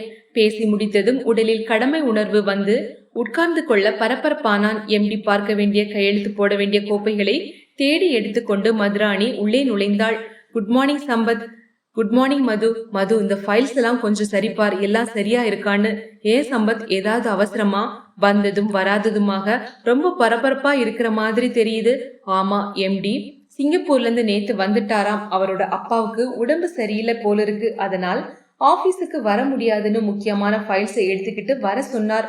மதுவுக்குள்ளும் பரபரப்பு தொற்றிக்கொள்ள அவசரமாக அவனுக்கு உதவி செய்தாள். அவனுக்கு வேண்டிய விவரங்களையும் குறிப்புகளையும் எடுத்து கொடுத்தாள். சரியாக 1 மணி நேரம் இருவரும் பரபரப்புடன் இயங்கியதால் போட்டோ பற்றிய விபரத்தை சொல்ல சுத்தமாக மறந்து போனான். அவன் கிளம்பிய போது மது, சம்பத் நானும் வரட்டுமா என்றாள். வேண்டாம் மது, பார்க்க வேண்டிய வேலை நிறைய இருக்கு. நீ இருந்து எல்லாத்தையும் முடி, நான் மட்டும் போயிட்டு வரேன். MD ஆபீஸுக்கு வந்ததும் உன்னை அறிமுகப்படுத்தி வைக்கிறேன் என்று கூறிவிட்டு கிளம்பினான். காரில் செல்லும் போதுதான் போட்டோ ஞாபகம் வந்தது. மதுவிடம் சொல்ல மறந்து போனது ஞாபகம் வந்தது. சாயந்திரம் சொல்லிக் கொள்ளலாம் என்று நினைத்தான். சரியாக 3/4 மணி நேரத்தில் MD லட்சுமணனின் பங்களாவின் முன் காரை நிறுத்தினான். மிகப்பெரிய இரும்பு கேட்டின் பின்னால் பரந்த புல்வெளியுடன் கூடிய தோட்டம், அதற்கு பின்னால் ஒரு இராணுவ வீரனுக்குரிய மெடுக்குடன் உயர்ந்து நிற்கும் அட்டகாசமான பங்களா. கேட் சாத்தி இருந்தது. வாட்ச்மேனை காணவில்லை. கேட்டை திறப்பதற்காக ஹாரன் அடித்தான். அடித்துக் கொண்டே இருக்க கேட் திறக்காமல் போகவே எங்கே போனான் இந்த வாட்ச்மேன் என்று எரிச்சலாக கதவை திறந்து கொண்டு இறங்கினான். அதே நொடியில் அவன் பார்வை எதிர்பக்கம் போக சட்டென்று பிடரியில் ஏதோ தட்டியதை போல் இருக்கவே ஒரு கணம் உற்று பார்த்தான். எதிர்பக்கம் இருந்த வீட்டு மாடியில் தெரிந்த அந்த காட்சி அவனுக்கு மனதில் எதையோ பிடித்து இழுப்பதை போல் இருந்தது. அங்கே சுரேந்திரனின் மடியில் ஒரு சிறுவன் அமர்ந்திருக்க, ஒரு பெண் கையில் உணவு கிண்ணத்தை சுமந்து கொண்டு அவனுக்கு ஊட்டி விட்டு கொண்டிருக்க, சுரேந்தர் அந்த சிறுவனை கொஞ்சம் கொண்டிருந்தான். அது சுரேந்தர் தான். இங்கு எப்படி இவன்? சொந்தமாய் நெருக்கமாக மடியில் ஒரு சிறுவன், ஊர்மையாய் அவன் அருகில் ஒருத்தி. சிரிப்பில் சிநேகிதத்தை மீறிய ஏதோ ஒன்று, கலகலப்பில் காலங்காலமாக இருக்கும் ஒரு ஒட்டுதல். பார்த்து கொண்டிருக்கும் போதே அந்த சிறுவன் சுரேந்திரனின் மடியிலிருந்து இறங்கி மலையிலிருந்து இறங்கி ஓடும் அருவியை போல ஓடினான். பின்னால் சுரேந்திரனும் அந்த பெண்ணும் ஓடி மாறி மாறி சோறு ஊட்டினர். அழகான சித்திரம் போன்றதொரு அந்த காட்சி. ஆனால் அவன் மனதில் பதிவான விதமோ விசித்திரமாய் இருந்தது. இங்கு எப்படி சுரேந்தர்? யார் அந்த பெண்? அந்த சிறுவன் யார்? தெரிந்தவர் வீடென்றால் இத்தனை ஒட்டுதல் ஏன்? நண்பனின் வீடென்றால் இத்தனை நெருக்கம் ஏன்? அவன் யோசனையாய் நிற்க அவசரமாக ஓடி வந்த வாட்ச்மேன் கேட்டை அகலமாக திறந்து வைத்துவிட்டு அருகே வந்து மன்னிப்பு கேட்டான். சார் மன்னிக்கணும், அவசர வேலையா போயிட்டேன் என்று நெளிந்தான். சம்பத் எதுவும் சொல்லாமல் காரை போர்ட்டிகோவில் கொண்டு வந்து நிறுத்தி இறங்கினான். அங்கிருந்து பார்த்த போது கூட எதிர்வீட்டு பால்கனியில் அந்த ஓடி விளையாடும் காட்சியும் தெரிந்தது. வாட்ச்மேனை அழைத்தான். என்னங்க சார் என ஓடி வந்து அருகே நின்ற வாட்ச்மேனிடம் கேட்டான். அந்த வீட்டுல அந்த குழந்தையோட இருக்காங்களே, அவங்க யாரு? புதுசா குடி வந்திருக்காங்களா? ஏன் சார் கேக்குறீங்க? போன தடவை இங்க வந்தப்போ அவங்கள பார்த்த மாதிரி தெரியலையே. அந்த குழந்தை எவ்வளவு அழகா இருக்கான்னு பாரு, ரொம்ப துருதுருப்பு இல்ல? வாட்ச்மேன் வாசலிலே எப்பொழுதும் நிற்பவன். அவனுக்கு நிச்சயம் எதிர்வீட்டு விவரம் தெரிந்திருக்கும். எனவே தூண்டில் போட்டான். ஆமா சார், ரொம்ப துருதுருப்பு தான். அந்த அம்மா டீச்சரா இருக்கிறாங்க. அவர் அந்த அம்மாவோட புருஷன் வெளியூர்ல வேலை பார்க்கிறார் போல இருக்கு. மாசத்துக்கு ஒரு தடவை தான் வருவார். 1 நாள் 2 நாள் தான் இருப்பாரு. இவங்க இங்க குடி வந்து 2 மாசம்தான் ஆகுது. எனக்கு பொழுது போகலன்னா அவனை கூட்டி வந்து வச்சுட்டு விளையாடிக்கிட்டு இருப்பேன். அவங்க அம்மா மேல அவனுக்கு ரொம்ப பாசம். விளையாடிட்டு போகும்போது மறக்காம இங்க இருந்து ரோஜா பூ பறிச்சுக்கிட்டு போவான். வாட்ச்மேன் பேசிக்கொண்டே போக சம்பத்தின் முகம் வெளறியது. கண்களில் அதிர்ச்சி ஆணிவேராக ஓடி எதிர்வீட்டு பால்கனியை பார்த்து கொண்டிருந்தான். சுரேந்தர் அந்த சிறுவனை தூக்கி வைத்தபடி இரு கன்னங்களில் மாறி மாறி முத்த பதித்து கொண்டிருந்தான். எதையோ சொல்லி சிரித்த அந்த பெண்ணின் தலையில் நறுக்கன குட்டி அவள் காதை பிடித்து திருகினான். அவள் ஆவன கத்தினாள். சம்பத்தின் அதிர்ச்சி தெரியாது. வாட்ச்மேன் சிரித்தான். அவனுக்கு அவங்க அப்பா வந்துட்டா ஒரே சந்தோஷம். இப்படிதான் ஆட்டம் பாட்டம் கொண்டாட்டம்னு பார்க்கவே அழகா இருக்கும். எவ்வளவு அந்யோன்யமான தம்பதிகள் இல்லையா சார்? வாட்ச்மேனின் வார்த்தைகள் பெல்ட் வாராக அவன் நெஞ்சில் விழுந்தன. தடுமாறிய இதயத்துடன் தள்ளாட்டமாக எம்டியை பார்க்க உள்ளே சென்றான். உற்சாகமாக காட்டிக்கொள்ள முயற்சி செய்ய வேண்டியிருந்தது. வாய் வணக்கம் சொன்னாலும் இதயத்தில் ஏற்பட்ட சுணக்கம் செயலில் இணக்கத்தை ஏற்படுத்தவில்லை. எம்டி லட்சுமணன் ஏதேதோ பேசினார். அவனுக்கு எதுவும் புரியவில்லை. அறிமுகம் இல்லா பாஷை பேசுவதை போல் அமர்ந்திருந்தான். அவர் கேட்ட கோப்பைகளை அனிச்சையாக நீட்டினான். கேட்ட விவரங்களை பழக்க தோஷத்தில் கொட்டினான். எண்ணங்கள் எதிரே இருப்பவரிடம் ஒட்டாமல் எதிர்வீட்டு பால்கனியே சுற்றியது. வாட்ச்மேனின் வார்த்தைகளில் காதில் பஞ்சை அடைத்துக் கொண்டு வெளியுலக வார்த்தைகள் விழா வெண்ணம் தடுத்தது. மதிய உணவை எம்டி வீட்டிலேயே சாப்பிட வேண்டியிருந்தது. சாப்பிடும் போது எம்டியின் கலகலப்போடு கலக்க முடியவில்லை. எவ்வளவு அந்யோன்யமான தம்பதிகள்! மதுவும் சுரேந்திரனையும் இணைத்து பார்க்கும் போது அவள் எதை நினைத்து ஆச்சரியப்பட்டானோ அதே வார்த்தைகளை வாட்ச்மேன் சொல்கிறான். சுரேந்தருக்கு இன்னொரு குடும்பமா? நம்பவே முடியவில்லை. சுரேந்தர் இரட்டை வாழ்க்கை வாழ்கிறானா? 4 வயதில் ஒரு குழந்தைக்கு தகப்பனா? சம்பத், நீ தெய்வத்தை பார்த்திருக்கிறாயா? நான் பார்த்திருக்கிறேன். அவரோட வாழவும் செய்கிறேன். சுரேந்தரை பற்றி மது சொன்ன வார்த்தைகள். கடவுளை மணந்த பெண்கள் உண்டு. வள்ளியை போல, ஆண்டாளை போல, அவர்களைப் போல் தன்னையும் நினைத்து கொண்டிருக்கும் மதுராணிக்கு இந்த விஷயம் தெரிந்தால் மனைவி அமைவதெல்லாம் இறைவன் கொடுத்த வரம். வரமாக கிடைத்தவள் என் மது. சுரேந்தர் சொன்ன வார்த்தைகள் உண்மைதான். இப்படி பைத்தியக்காரத்தனமாக அன்பை பொழியும் மனைவி அமைந்தால் ஏமாற்றுவது வெகு எளிது. 4 வயதில் குழந்தை இருக்கிறதென்றால் இது இன்று நேற்று வந்த சபலம் அல்ல. மனைவியின் பலவீனத்தை சாதகமாக்கி கொண்ட பலம். என்ன சம்பத், சரியாவே சாப்பிடல? அவ்வளவா பசிக்கல சார். அப்புறம் அந்த மதுராணி எப்படி வேலை பாக்குறாங்க? அவங்க உங்க கூட படிச்சவங்கன்னு சொன்னீங்க இல்லையா? ஆமா சார், பிரில்லியன்ட் கேர்ள். ஐசி. சாப்பாட்டுக்கு பிறகும் லட்சுமணனுடன் கம்பெனி பற்றிய விஷயங்களை பேச வேண்டியிருந்தது. எல்லாவற்றையும் முடித்துவிட்டு அவன் விடை பெற்றுக் கொண்டு கிளம்பினான். வெளியே வந்து காரை இயக்கி வாசலை நோக்கி செலுத்திய போது சொல்லி வைத்த மாதிரி எதிர்வீட்டு வாசலில் இருந்து கார் புறப்பட்டது. அவசரமாக தெருவிற்கு வந்த சம்பத் முன்னே செல்லும் காரின் எண்ணை கவனித்தான். சந்தேகமே இல்லை, அது சுரேந்தரின் கார் தான். முன் சீட்டில் சுரேந்தர் கார் ஓட்ட, நடுவில் சிறுவனும் பக்கத்தில் அந்த பெண்ணும் அமர்ந்திருந்தனர். அந்த காரை பின்தொடர்ந்தான் சம்பத். அந்த கார் கடற்கரை சாலையில் திரும்பியது. மனதில் கோபம், குழப்பம் என கவலையான எண்ணங்கள் சூழ அவனுக்கும் பின்தொடர்ந்தான். அவர்கள் ஓரிடத்தில் காரை நிறுத்திவிட்டு கடற்கரைக்கு சென்றனர். சிறுவன் இருவரின் கைகளையும் பற்றியபடி ஊஞ்சலாடியபடி கடலை நோக்கி ஓடிக்கொண்டிருந்தான். சம்பத் சற்றே மறைவிடமான காரை நிறுத்திவிட்டு இறங்கினான். காரில் சாய்ந்தபடியே பார்த்து கொண்டிருந்தான். சிறுவனோடு அலைகளில் அவர்கள் ஆட்டம் போடுவதையே வெறித்த வண்ணம் நின்றிருந்தான். மதுராணியின் கள்ளங்கபடமற்ற முகம் மனதில் சிரித்தது. அதே நேரம் செல்போன் சினுங்கியது. கண்கள் அந்த காட்சியை வெறிக்க மனதில் இனம் புரியாத கோபம் தெரித்தது சம்பத்திற்கு. அதே நேரம் அவனுடைய செல் சினுங்கியது. அழைத்தது மதுராணி. ஹலோ, சொல்லு மது. சம்பத், இப்ப எங்க இருக்க? கம்பெனிக்கு வரலையா? எம்டி வீட்டுல வேலை முடியலையா இன்னும்? அடிக்கடிக்காக கேள்விகளை கேட்டாள். வேலை முடிஞ்சிட்டது மனு. ஆனா நான் இப்ப அவங்க வரல, தலைவலி வந்தது, அதான் வீட்டுக்கு போறேன். சரி, வீட்டுல போய் ரெஸ்ட் எடு. நானும் கொஞ்சம் சீக்கிரமாகவே கிளம்பணும். என் ராஜா இன்னைக்கு கோவிலுக்கு போகலாம்னு சொன்னார். லேட் ஆச்சுன்னு திட்டுவார். சரி, நாளைக்கு ஆபீஸ்ல பார்க்கலாம். தொடர்பை துண்டித்தாள். ராஜாவம் ராஜா, செல்ல பேர் வைத்திருக்கிறாள். ராஜாதான். அந்த காலத்தில் ராஜாக்கள் ஒன்றுக்கு மேலதான் வைத்திருப்பார்கள். கோவிலுக்கு போக போகிறாளாம். லேட் ஆனால் திட்டுவானாம். இவன் இங்கே கூத்தடித்து கொண்டிருக்கிறான். அதே சமயம் அவனுக்குள் இன்னொரு சந்தேகம். இதை மதுவிடம் சொல்வதா வேண்டாமா? சொன்னால் என்னவாகும்? அவளுடைய சிரிப்பு தொலைந்து போகுமே, சந்தோஷம் குலைந்து போகுமே. தன் கணவன் எவ்வளவு பெரிய அயோக்கியன் என்பது தெரிந்தால் அவள் நிலை எப்படி இருக்கும்? உடைந்து போய்விட மாட்டாளா? உருக்குலைந்து போய்விட மாட்டாளா? தாங்குவாளா? இதை சொல்லாமல் இருந்து விடலாமா? மதுவுக்கு நீ எப்படி துரோகம் செய்வது சரியில்லை, மரியாதையாக அவளுடன் வாழ்க்கை நடத்து என கண்டிக்கலாமா அவனை கண்டித்தால் அவன் கேட்பானா?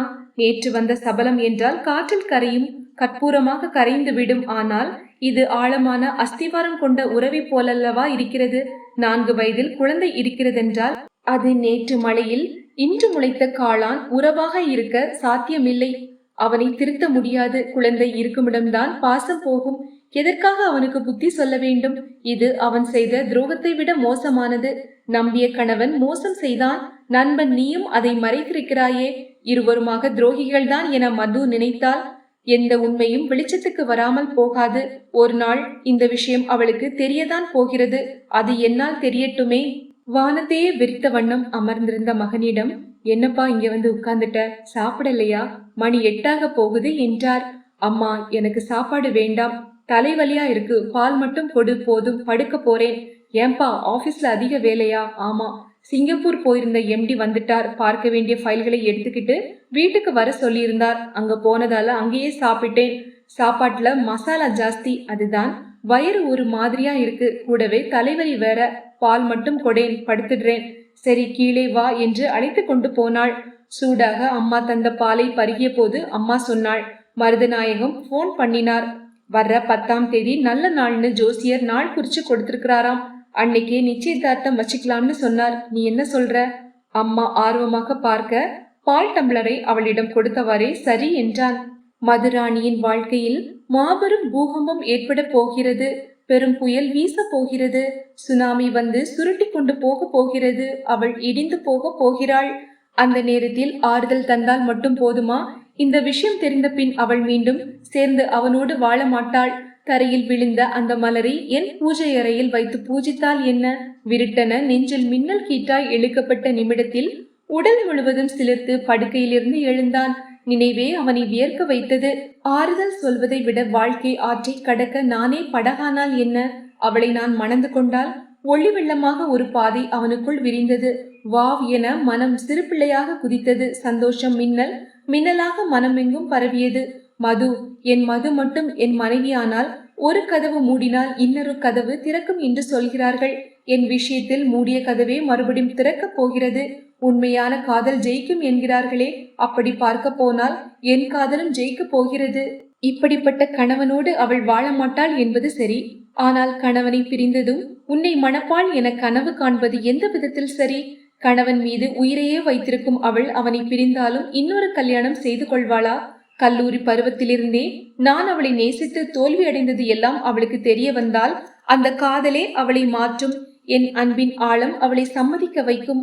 அவள் சம்மதிக்காவிடினும் அவளுக்காக காத்திருப்பேன். என் காத்திருப்பு அவள் மனதை கண்டிப்பாக மாற்றும்.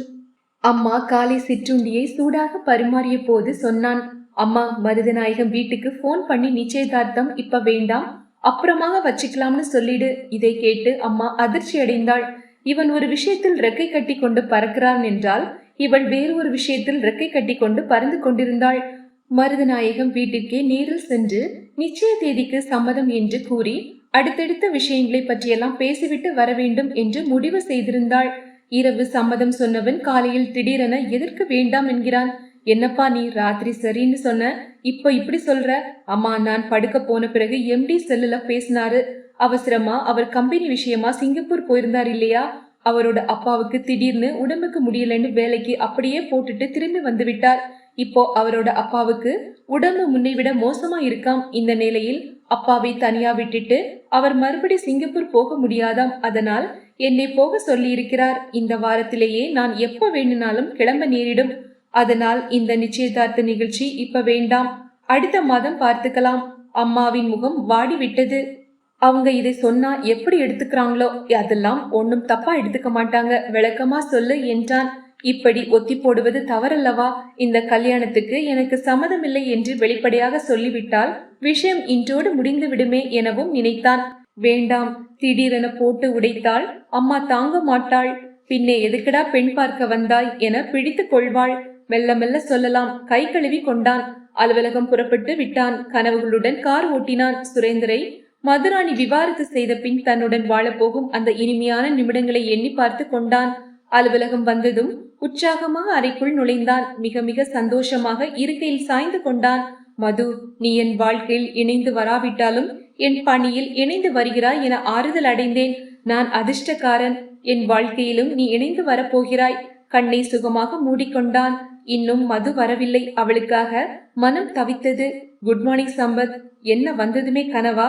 வார்த்தைகளை சிரிப்போடு கலந்து அவள் சிந்தவும் சட்டென்று இமைகளை திறந்தவன் வியப்பாலும் பிரமிப்பாலும் விழிகளை விரித்தான். சில நிமிடங்களுக்கு முன் தன் வாழ்க்கை துணைவியாக மனக்கோலத்தில் அவளை பார்த்தவன் எதிரே அவள் நின்ற கோலத்தை பார்த்து ஆச்சரியப்பட்டதில் தவறில்லை. அவள் வழக்கத்துக்கு மாறாக இன்று பார்டர் வைத்த மைசூர் சில்க் புடவையில் கல்யாண பெண் போலவே இருந்தாள். கூந்தலில் பூ, கழுத்தில் புடவையின் கருநீல வண்ணத்திற்கு பொருத்தமான பளிச்சிடும் நெக்லஸ். அந்த அழகு சிலை அவனை இன்னும் உற்சாகம் கொள்ள வைத்தது. ஏய், என்ன இன்னைக்கு கல்யாண பொண்ணு மாதிரி அசத்துற? அட, எப்படி கண்டுபிடிச்ச? இன்னைக்கு எனக்கு கல்யாண நாளே தான். இந்த ஸ்வீட் எடுத்துக்க. அவள் பின்னால் மறைத்து வைத்திருந்த ஸ்வீட் பாக்ஸை அவன் எதிரே நீட்டினாள். அவன் வாழ்த்த மறந்து முகம் வெளறி போனான். ஏய், என்ன ஒரு வாழ்த்து கூட சொல்ல மாட்டியா? அவள் சிரிப்பு பொங்க செணுங்கினாள். அப்பொழுதும் அவன் இடிந்து போன நிலையிலேயே அமர்ந்திருந்தான். அவன் அழகாக போட்டு கொண்டிருந்த ரங்கோலியை காலால் உதைத்து வண்ணங்களை கலைத்தது போல் இருந்தது. கல்யாண நாள். அந்த கேடுகெட்ட மனிதனோடு உனக்கு இந்த கல்யாண நாள் தேவையா? உன் அன்பிற்கு கொஞ்சமும் தகுதியற்றவன் அவன் என தெரிந்தால் இந்த கொண்டாட்டமெல்லாம் என்ன ஆகும்? ஏய் சம்பத், என்னாச்சு? அவன் தோளை தொட்டு உலுக்கினாள். Many more happy returns of the day. ஏதோ குருக்கள் மந்திரம் முணுப்பணுப்பதை போல் முனகினான். அவன் எதிரே அமர்ந்து கொண்ட மதுராணி வலது புறங்கையை அவனெதிரே நீட்டினாள். இந்த மோதிரம் எப்படி இருக்கு? பச்சை நிற கற்கள் பதித்த இரு மீன்கள் முத்தமிடுவதை போன்ற மோதிரம் அவளுடைய மோதிர விரலில் மின்னியது. நல்லா இருக்கு. சுரேந்தர் என்னோட கல்யாண நாளுக்காக எனக்கு பிரசன்ட் பண்ணினார் என்றானே தவிர அந்த மோதிரத்தை உருவி தூக்கி எறிய வேண்டும் போல் இருந்தது. மது, உன்னை அவன் எப்படியெல்லாம் ஏமாற்றி கொண்டிருக்கிறான். நீ அப்பாவியாக ஏமாந்து கொண்டிருக்கிறாயே. இந்த கல்யாண நாளை அற்புதமாக ஒன்றாக நினைக்கிறாய். அது எவ்வளவு மோசமான நாள் என்று உனக்கு தெரியுமா? சம்பத், எனக்கு மதியம் பர்மிஷன் வேணும். ஏன், உன் கணவரோடு எங்காவது வெளியே போறியா? இல்ல, உன் கூட தான் வெளியே போகிறேன். நீயும் என் கூட வர்ற. நான் எதற்கு? என் ராஜாவுக்கு நான் எதுவுமே பிரசன்ட் பண்ணல. அதனால ஏதாவது வாங்கணும். என் கூட வா. அவனுக்கு எரிச்சலாக வந்தது. அடக்கி கொண்டான். அதுக்கென்ன, போகலாம். இப்போ முதல்ல வேலையை கவனிப்போம் வா என அவசரமாக கம்ப்யூட்டரை இயக்கினான். அவளும் பவ்யமாக அவனுக்கு வேண்டிய விளக்கங்களை தர தொடங்கினாள். சம்பத்துக்கு பொறுமை காக்க முடியவில்லை. அவளிடம் அந்த கணமே எல்லா விஷயத்தையும் சொல்லிவிட வேண்டும் போல் இருந்தது. அப்படி சொன்னால் கல்யாண நாளும் அதுவுமாக அவளுடைய சந்தோஷமெல்லாம் பாழாக போய்விடுமே என நினைத்தாள். ஆனால் இந்த கல்யாண நாள் அர்த்தமற்றது என்பதை அவள் உணர வேண்டாமா? அசிங்கம் பிடித்த ஒருவனுக்காகவா வாழ்கிறோம் என யோசிக்க வேண்டாமா? இப்படி ஒரு கல்யாண நாளில் தானே அவள் ஏமாந்து போயிருக்கிறாள். அதே கல்யாண நாளில் அவள் விழித்து கொள்ளட்டுமே. சொல்லிவிட வேண்டும். கைகள் காரை நிதானமாக ஓட்ட விழிகள் அவளை ஒருமுறை ஓர பார்வை பார்த்தது. அவள் முகத்தில் ஒரு குழந்தையின் கலகலப்பு கொஞ்சமும் மாறாமல் அமர்ந்திருந்தாள். சொல்வதென்று முடிவு செய்துவிட்டான். அதை எப்படி ஆரம்பிப்பது என தெரியவில்லை. சந்தோஷம், துக்கம் இரண்டையும் ஏற்றுக்கொள்ள பக்குவம் வேண்டும். பக்குவத்தை ஏற்படுத்த முதலில் அவளுடைய மனநிலையை தயார்படுத்த வேண்டும். எனவே சுற்றி வளைத்து பேச நினைத்தான் சம்பத். விழிகள் சிரித்து அவள் அழைத்த போது மிதமிஞ்சிய உற்சாகம் அவனிடம் தெரிந்தது. சொல்லு, என் ராஜாவுக்கு என்ன வாங்கலாம் சொல்லு. விஷ பாட்டில் ஒன்று வாங்கி பாலில் கலந்து கொடு என சொல்ல துடித்த நாவை கட்டுப்படுத்தினான். உனக்கு என்ன விருப்பமோ அதை வாங்கு. ட்ரெஸ் வாங்கலான்னு தோணுது, வாங்கு. ஆனா அதை நீதான் தேர்ந்தெடுக்கணும். நான் தேர்ந்தெடுக்கிறது அவ்வளவு நல்லா இருக்காது. உண்மைதான், உன் தேர்ந்தெடுப்பு சுரேந்தர் சரியான சாக்கடையாக இருக்கிறான். உனக்காக என்னை நான் தேர்ந்தெடுத்தேன். அது நிறைவேறாமல் போய்விட்டது. சம்பத், நைட் எங்க வீட்டுல உனக்கு விருந்து. எது, வெட்டிங் பார்ட்டியா? ரொம்ப பெருசா பண்றியா? ச்சே, அதெல்லாம் ஒண்ணுமில்ல. உன்னை மட்டும்தான் கூப்பிடுறேன். நான் மட்டும் என்ன பெரிய ஸ்பெஷல்? ஏய், என்ன இப்படி கேட்டுட்ட? நீ என்னோட ஃப்ரெண்ட். நீ வந்த பிறகுதான் எனக்கு என்னமோ வாழ்க்கையே புதுப்பிச்ச மாதிரி ஒரு உணர்வு. என்னதான் நானும் சுரேந்தரும் அந்யுன்யமாக வாழ்ந்தாலும் யார்கிட்டையும் நெருங்கி பழகிறதில்ல. உறவுகள் எல்லாம் ஏற்படுத்தின மனக்கசப்பே எங்களுக்குள்ள அப்படி ஒரு உணர்வை ஏற்படுத்தியது. என் கணவர் கூட அடிக்கடி உன்னை பத்தி கேட்டுட்டு இருப்பாரு. நீ அடிக்கடி வரதே இல்லைன்னு. மது, என்னதான் நான் உனக்கு நண்பனா இருந்தாலும் அடிக்கடி உன் வீட்டுக்கு வர்றது தப்பு. உன் கணவர் தப்பா எடுத்துப்பார். என் கணவர் அப்படியெல்லாம் கிடையாது. பரந்த மனசு உள்ளவர். அதெல்லாம் சும்மா பேச்சுக்குதான். சந்தர்ப்ப சூழ்நிலை எந்த மனுஷனையும் மாத்திடும். அப்போ என் கணவர் சந்தேகிக்கப்படுவார்னு சொல்றியா? ஆண்கள் மனசை பத்தி உனக்கு தெரியாது, எல்லாம் பேசுவாங்க. ஆனா மனைவின்னு வரும்போது தன்னோட உரிமையை தான் பெருசா நினைப்பாங்க. அட போப்பா, எங்க 2 பேருக்குள்ளும் இருக்கிற அன்பு இந்த மாதிரி கீழ்த்தரமான வேலையெல்லாம் செய்யாது. சரி, உன் கணவரை விடு, உன்னை பத்தி பேசுவோம். உனக்கு நான் நண்பனா இருக்கிற மாதிரி அவருக்கு ஒரு சிநேகிதி இருந்து அவள் கூட அவர் பழகினா உன் மனநிலைமை எப்படி இருக்கும்? இதென்ன கேள்வி? ஒரு நல்ல நட்போடு தராதரம் தெரியாதவளா நான்? சரி, அவளும் உன் கணவரும் நெருங்கி பழகுறாங்க, அவங்களுக்குள்ள தப்பான உறவு இருக்குன்னு யாராவது உன்கிட்ட வந்து சொன்னா என்ன செய்வ? மது கலகலவன சிரித்தாள். உனக்கு என்னாச்சு? இன்னைக்கு அசிங்கமா பேசுற? கேட்டதுக்கு பதில் சொல்லு. கண்டிப்பா நான் நம்ப மாட்டேன். யாரோ ஒருத்தர் பொறாமையில சொல்றதா நான் ஏன் நம்பணும்? சொல்றவர் உனக்கு நம்பகமான ஆளா இருந்தா, அதாவது என்னை மாதிரி ஒரு நம்பிக்கையான உன் நலனை மட்டுமே விரும்புற ஒரு நண்பன், ஏன் அது நான் தான் வச்சுக்கோ, ஏன் சொன்னா என்ன செய்வ? கண்டிப்பா நம்ப மாட்டேன். என் மேல கூட நம்பிக்கை இல்லையா? உன்மேல நம்பிக்கை இருக்கு, ஆனா அதுக்கு மேல என் கணவன் மேல நம்பிக்கை இருக்கு. பலாரன அறை வாங்கியதே போலிருந்தது அவனுக்கு. பெருத்த அமைதியோடு இருந்தான். சம்பத், தாம்பத்தியத்தை பத்தி நீ என்ன நினைச்ச? அது ரொம்ப தெய்வீகமானது. கல்யாணம் பண்ணிக்காம சாமியார் மாதிரி வாழ்ற உனக்கு அதை பத்தி எல்லாம் என்ன தெரிய போகுது? 2வது முறையாக அறை வாங்கியதே போல் ஆனது. கூடாது, இவளிடம் இப்போதைக்கு எதையும் உடைத்து கூறக்கூடாது. நம்ப மாட்டாள். சரியான புருஷன் பைத்தியம். நான் சொன்னால் அதை அப்படியே தன் புருஷனிடம் போய் சொல்லி விடுவாள். அவன் உஷாராகி விடுவான். உன்னை புருஷன் என்ற மாய வலையிலிருந்து விடுபட செய்ய உன் கணவனை கையும் களவுமாக பிடித்து உன் எதிரே நிறுத்துகிறேன். அப்பொழுது புரிந்து கொள்வாய் உன் புருஷன் யோக்கியதை. சம்பத், சீதா மேல ராமன் சந்தேகப்பட்டாதான் புராணமே தவிர ராமன் மேல சீதா சந்தேகப்பட்ட மாதிரி புராணம் கிடையாது. என் புருஷன் எனக்கு ஸ்ரீராமச்சந்திரமூர்த்தி மாதிரி. சம்பத்துக்கு அவளை கழுத்தை பிடித்து நெரிக்கலாமா என்று கோபம் வந்தது. அட பெண் ஜென்மமே, இப்படியா மயங்கி கிடப்பாய் என நொந்து கொண்டான். அன்றைக்கு 7:30 மணிக்கெல்லாம் மதுராணியின் வீட்டு வாசலில் காரை நிறுத்தினான் சம்பத். உள்ளிருந்து கமகமவன சுவையான சமையல் வாசனை வந்தது. கூடவே இனிமையான இசையும் காற்றில் தவழ்ந்து வந்தது. அவனுக்கு வரவே பிடிக்கவில்லை. ஏதேதோ காரணம் சொல்லி தப்பிக்க பார்த்தான். மதுராணி அவனை விடவில்லை. வந்தே ஆக வேண்டும் என்று வற்புறுத்தினாள். வேறு வழியின்றி வந்திருந்தான். சுரேந்தரும் மதுராணி வாசலுக்கு வந்து வரவேற்றனர். மதுவும் சம்பத்தும் மதிய கடைவீதிக்கு சென்று எடுத்து வந்த உடையை சுரேந்தர் அணிந்திருந்தான்.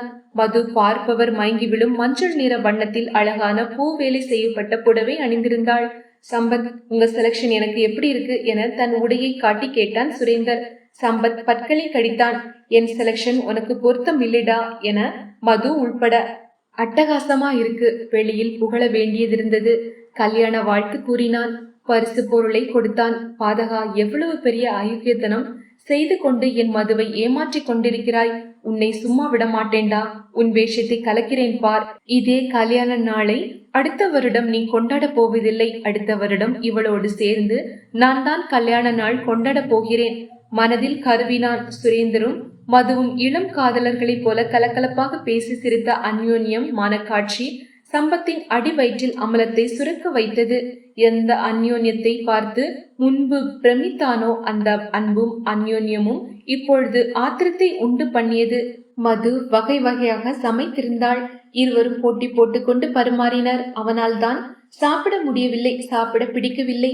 மூவரும் அமர்ந்து சாப்பிட தொடங்கினர். முதலில் சாப்பிட்டு முடித்த சுரேந்தர், நீங்க 2 பேரும் சாப்பிடுங்க, நான் உங்க 2 பேருக்கும் ஸ்வீட் எடுத்துட்டு வரேன் என்று குளிர்சாதன பெட்டி இருந்த இடத்துக்கு சென்றான். அதே சமயம் சாப்பாட்டு மேஜை மீது அவன் சாப்பிடும் போது சட்டை பையிலிருந்து எடுத்து வைத்திருந்த செல்போனில் அனிச்சையாக கண் பதித்தவள் ஒளிர்ந்த திரையில் தெரிந்த பெயரை பார்த்து துணுக்குற்றாள். ஸ்டெல்லா. அவளாக இருக்குமோ? கல்யாண நாளுக்கு வாழ்த்து சொல்கிறாளோ? இவனுக்கும் இங்கேயும் ஒரு மனைவி இருந்தது அவளுக்கு தெரியுமா? அல்லது இவளை ஏமாற்றுவதை போல் அவளையும் ஏமாற்றி கொண்டிருக்கிறானா கிராதகன்? கையில் ஸ்வீட் பாக்கெட்டோடு ஐஸ்கிரீம் பாக்கெட்டோடும் வந்த சுரேந்தர் அவற்றை மேஜை மீது வைத்துவிட்டு செல்போனை எடுத்து பேசினான். அப்படியா, சரி, நான் உடனே வரேன் சொல்லிவிட்டு செல்லை அணைத்தான். என்னாச்சு? அவன் முகம் பார்த்தாள் மதுராணி. மது, அவசரமா நான் கம்பெனிக்கு போகணும். ஏன்? ஏதோ ஒரு மெஷின்ல கோளாறாம், என்னை உடனே வர சொல்றாங்க. நான் போய் சரி பண்ணி கொடுத்துட்டு வந்துடுறேன். மதுவின் முகம் சட்டென்று வாடியது. என்ன ராஜா, கல்யாண நாள் அதுவுமா? நமக்கு கல்யாண நாள்னு கம்பெனிக்கு உள்ள மெஷினுக்கெல்லாம் தெரியுமா? 1 மணி நேரத்தில் வந்துடுவேன். சம்பத், சாரி, நீங்க இருங்க, நான் வந்த பிறகு போகலாம் சொல்லிவிட்டு அவன் பதிலுக்கு காத்திருக்காமல் தன் பைக்கை எடுத்துக்கொண்டு பறந்தான்.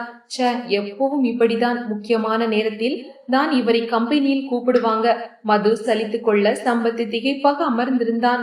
செல்லில் ஸ்டெல்லா என்று பெயர் இருந்தது. இவனோ கம்பெனியில் மிஷின் கோளாறு என ஓடுகிறான். அடி பெண்ணே, கல்யாண நாள் உனக்கு கொண்டாட போவது என்னவோ அவள். சம்பத் உள்ளுக்குள் எரிந்தான். சுரேந்தர் சென்று 1 மணி நேரமாகியும் திரும்பி வரவில்லை. செல்போன் தொடர்பும் கிடைக்கவில்லை. அவன் வரமாட்டான் என்று சம்பத்துக்கு தெரியும். 1 மணி நேரம் கழித்து அவனும் கிளம்பி விட்டான்.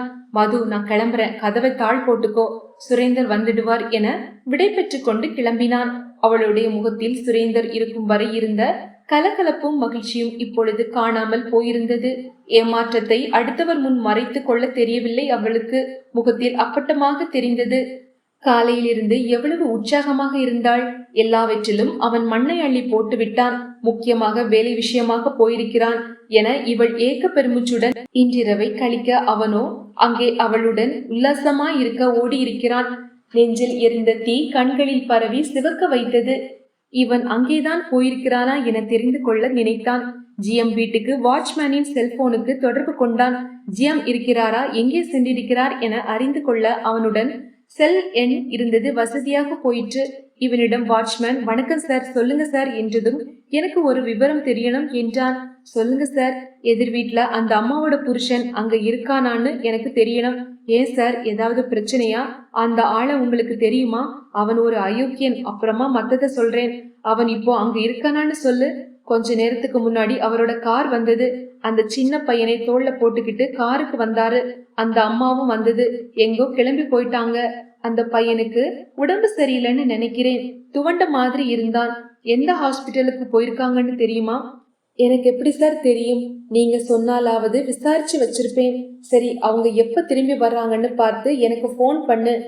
சரி சார். தொடர்பை துண்டித்தான். ஆனால் அதற்கு பிறகு அவனிடமிருந்து போன் வரவில்லை. இரவு 1 மணிக்கு மீண்டும் இவனை தொடர்பு கொண்ட போது, அவங்க வரவே இல்லை சார், ஒரு சமயம் அட்மிட் போலிருக்கு என்றான் வாட்ச்மேன். இரவெல்லாம் அவனுக்கு உறக்கம் இல்லை. மறுநாள் கம்பெனிக்கு வந்தபோது மதுராணியின் முகம் அவனை திடுக்கிட வைத்தது. அவளும் இரவெல்லாம் உறங்கவில்லை என்பதை வீங்கிய கண்கள் உரைத்தன. முதல் நாள் அவள் வந்த அழகிற்கும் அலங்காரத்திற்கும் இன்றைய தோற்றம் ஏணி வைத்தாலும் எட்டாததாக இருந்தது. சுரேந்தர் எத்தனை மணிக்கு வந்தார் என்று கேட்டான். வரவே இல்லை. அந்த மெஷின் ரொம்ப பிரச்சனை கொடுத்ததாம். விடியற்காலையில் தான் சரி பண்ணினாராம். அதனால் கொஞ்ச நேரம் அங்க இருந்து மறுபடி கோளாறு ஏற்படுதான்னு பார்த்துட்டு வரணுமாம். அதனால் நீ கிளம்பி ஆபீஸ் போ, நான் வீட்டுக்கு போறேன்னு சொன்னார். வருவார்னு எதிர்பார்த்துட்டே இருந்ததால சரியான தூக்கம் இல்லை எனக்கு என்றாள். மெஷின் கோளாறை சரி செய்ய விடியற்காலை வரை ஆனதா? என்ன அருமையாக ஏமாற்றுகிறான். அவன் இரவு எங்கே போனான் என்று சொல்லிவிடலாமா? இந்த பைத்தியக்காரி நம்பாவிட்டால் அவனுக்கு மனது துடித்தது. நல்ல நாள் அதுவுமா, இப்படி பண்ணிட்டார் பாரு. நண்பன் என்ற முறையில் உரிமையாய் தன் உள்ளத்து ஏக்கத்தை வெளிப்படையாக சொன்னபோது அவளுடைய கண்கள் கலங்கவும் செய்தன. அந்த கண்ணீர் அவன் மீது எவ்வளவு ஆழமான அன்பு வைத்திருக்கிறாள் என்பதை காட்டியது. அடி பெண்ணே, ஓர் இரவு ஏமாற்றத்தையே உன்னால் தாங்கிக் கொள்ள முடியவில்லையே.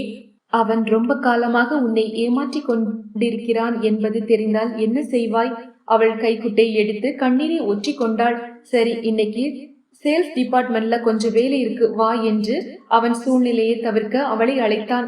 அவளும் சட்டென்று கடமை உணர்வுக்கு மாறி முக்கியமான சில கோப்புகளை எடுத்துக்கொண்டு அவனோடு கிளம்பினாள். அவனோடு வியாபார பிரிவிற்கு வந்து அங்கே செய்ய வேண்டிய பணிகளில் இருவரும் ஈடுபட்ட போது மன அழுத்தம் இருவருக்கும் தற்காலிகமாக குறைந்தது. அதிலும் பழைய கலக்கலப்பிற்கு சுறுசுறுப்பிற்கும் மாறினாள். 11 மணிக்கு சம்பத்திற்கு வாட்ச்மேனிடமிருந்து அழைப்பு வந்தது. சார், கொஞ்ச நேரத்துக்கு முன்னாடி அந்த ஆள் மட்டும் வந்தார். நான் போய் பையனுக்கு உடம்பு சரியில்லையான்னு விசாரிச்சேன். ஆமா, கடுமையான காய்ச்சல் இருந்தது. இப்போ பரவாயில்லைன்னு சொன்னார். 1 மணிக்கு அழைச்சுக்கிட்டு வந்துடுவோம். பையனுக்கு துணிமணி எடுக்க வந்தேன்னு சொன்னார். 1 மணிக்கு மறுபடியும் வருவார் சார். சரி, செல்லை அணைத்துவிட்டு மதுராணியை ஏறிட்டான். மதுராணி சேல்ஸ் பிரிவு மேனேஜரிடம் ஒரு கோப்பையை காட்டி ஏதோ விளக்கம் கேட்டுக் கொண்டிருந்தாள். அவள் அங்கிருந்து வந்ததும், மது, நாம 1 மணிக்கு எம்டி வீட்டுக்கு போறோம். ஏன், மதிய சாப்பாடு அவங்க வீட்லயா? அவள் பழையபடி சிரித்தாள். ஆமா, நீ சாப்பாட்டிலே இரு. ஆளை பாரு, முக்கியமான சில ஃபைல்ஸ் கையெழுத்து வாங்க வேண்டியிருக்கு. ஏன் எம்டி கம்பெனிக்கு வரல? அவரோட அப்பாவுக்கு கொஞ்சம் உடம்பு முடியல, 2 நாள் கழிச்சு வருவார். அவர் வர்ற வரைக்கும் நாம காத்துட்டு இருக்க முடியுமா? தவிர உன்னை அவருக்கு நான் அறிமுகப்படுத்தி வைக்கல இல்லையா? அதனால நாம 1 மணிக்கு போறோம். அதனால சீக்கிரமா சாப்பிடு. 12:30க்கெல்லாம் கிளம்பி விட்டான் சம்பத். இனம் புரியாத படபடப்பு, கூடவே சுரேந்திரனின் சுயரூபம் வெளியே தெரிய போகும் தருணம். இன்றைக்கு எல்லாவற்றிற்கும் முற்றுப்புள்ளி வைத்து விடலாம். மதுராணியும் தயாராகி வரவே, மது நீ சாப்பிட்டியா என்றான். நான் ஒன்னும் சாப்பாட்டு ராமி இல்ல, தவிர ராத்திரியெல்லாம் சரியா தூங்காததால காலையில சமைக்கல. சுரேந்திரையும் வெளியில சாப்பிட்டுக்க சொல்லிட்டேன். நாமும் வேலையை முடிச்சுட்டு வெளியே சாப்பிட்டுட்டு வருவோம். ஆனால் சம்பத் முதலில் அவளை ஒரு ஹோட்டலில் சாப்பிட வைத்தான். பிறகு ஜிஎம் வீட்டுக்கு போகலாம் என்றான். அதிர்ச்சியை தாங்குவதற்கு முதலில் தெம்பு வேண்டும் இல்லையா? மறுபடி காரில் பயணித்த போது மது இருக்கையில் சாய்ந்து அமர்ந்தாள். சம்பத் விட்டா தூங்கிடுவேன் போல இருக்கு, நல்லா சாப்பிட்டுட்டேன். ஜிஎம் வீட்டுல போனதும் நீ வேலையை கவனி, நான் ஒரு ஓரமா படுத்து தூங்க போறேன். அவன் சிரித்து கிண்டல் செய்வான் என எதிர்பார்த்தவளுக்கு ஏமாற்றம்.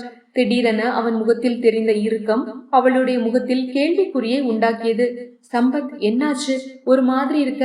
மது, நாம ஜிஎம் வீட்டுக்கு போகல, பின்ன அவர் வீட்டு வாசல் வரைக்கும் தான் போறோம். ஏன் வீட்டு வாசல்ல நின்னு பிச்சை எடுக்கவா? அவள் சிரிக்க அவன் சிரிக்கவில்லை. அவங்க வீட்டு வாசல்ல உனக்கு ஒரு விஷயத்த காட்ட போறேன். வாசல்ல காட்டுறதுக்கு என்ன விஷயம் இருக்கு? அட்டகாசமா ரங்கோலி ஏதாவது போட்டிருக்காங்களா? இந்த கிண்டல் பேச்செல்லாம் எவ்வளவு நேரம் என நினைத்தான். நேற்று உன் கணவரும் ட்ரெஸ் எடுக்க போகும்போது நாம என்ன பேசணும் ஞாபகம் இருக்கா? இல்லாம என்ன, நீ லூசு மாதிரி பேசின. அடிக்கடி உன் வீட்டுக்கு வந்தா உன் கணவர் சந்தேகப்படுவார்னு சொன்ன. நேத்து அவர் திடீர்னு கிளம்பி கம்பெனிக்கு போன போது கூட என்ன சொன்னார்? சம்பத்து தான் வர்ற வரைக்கும் இருங்கன்னு உன்னையும் என்னையும் தனியாதானே விட்டுட்டு போனார். என் மேல எவ்வளவு நம்பிக்கை வச்சிருந்தா இந்த அளவுக்கு சுதந்திரம் கொடுப்பார்? அந்த சுதந்திரம் அவர் சுதந்திரமா இருக்கிறதுக்காக கூட கொடுக்கப்பட்டிருக்கலாம் இல்லையா? மறுபடி உளரல, உண்மைய உனக்கு உணர்த்த துடிக்கிறேன். அவர் உனக்கு தர்ற சுதந்திரம் மட்டும் இல்ல, அன்பு, அரவணைப்பு, காதல் எல்லாமே உன் கண்களை கட்டுறதுக்கான கண்கட்டு வித்தை. இப்பொழுது கூட அவள் சிரித்தாள். கண்கட்டு வித்தையா? எதுக்காக அவர் என்கிட்ட வித்தை காட்டணும்? விளையாட, வேறொரு இடத்துல விளையாட. சம்பத் என்ன சொல்ல வர? நேத்து உன் புருஷன் போனது கம்பெனியில் உண்டான கோளாறை சரி செய்ய இல்ல, மெஷின்ல கோளாறு இல்ல, உன் புருஷனோட மனசுல கோளாறு இருக்கு. இப்பொழுது அவள் முகம் மாறியது. எங்கே போனார்? ஒரு வீட்டுக்கு, அவரோட சின்ன வீட்டுக்கு. சம்பத் ஷட்டப் ஓங்கி கத்தினாள். சட்டென்று காரை ஒரு ஓரமாக நிறுத்தினான். அவளை தீர்க்கமாக பார்த்தான். மது, நீ கத்தினாலும் அடிச்சாலும் சரி, உண்மைய என்னால சொல்லாம இருக்க முடியாது. நீ யாரோ ஒருத்தியா இருந்தா என்னால எப்படியோ போகட்டும்னு விட்டுவிட முடியும்.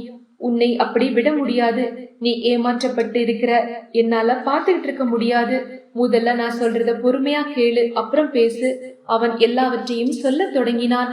அவள் பொறுமையாக கேட்டு கொண்டிருந்தாள்.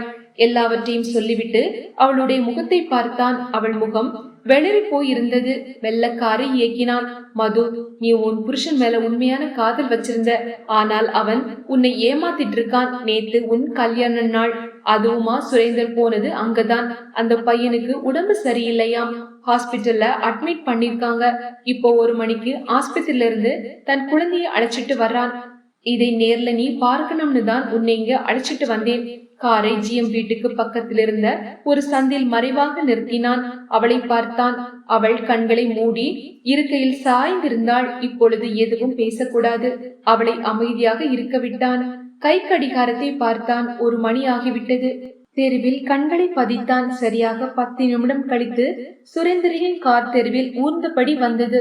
மது பெரும் யோசனையிலிருந்து விடுபட்டவளை போல் விழிகளை திறந்தாள். அங்கு பார்.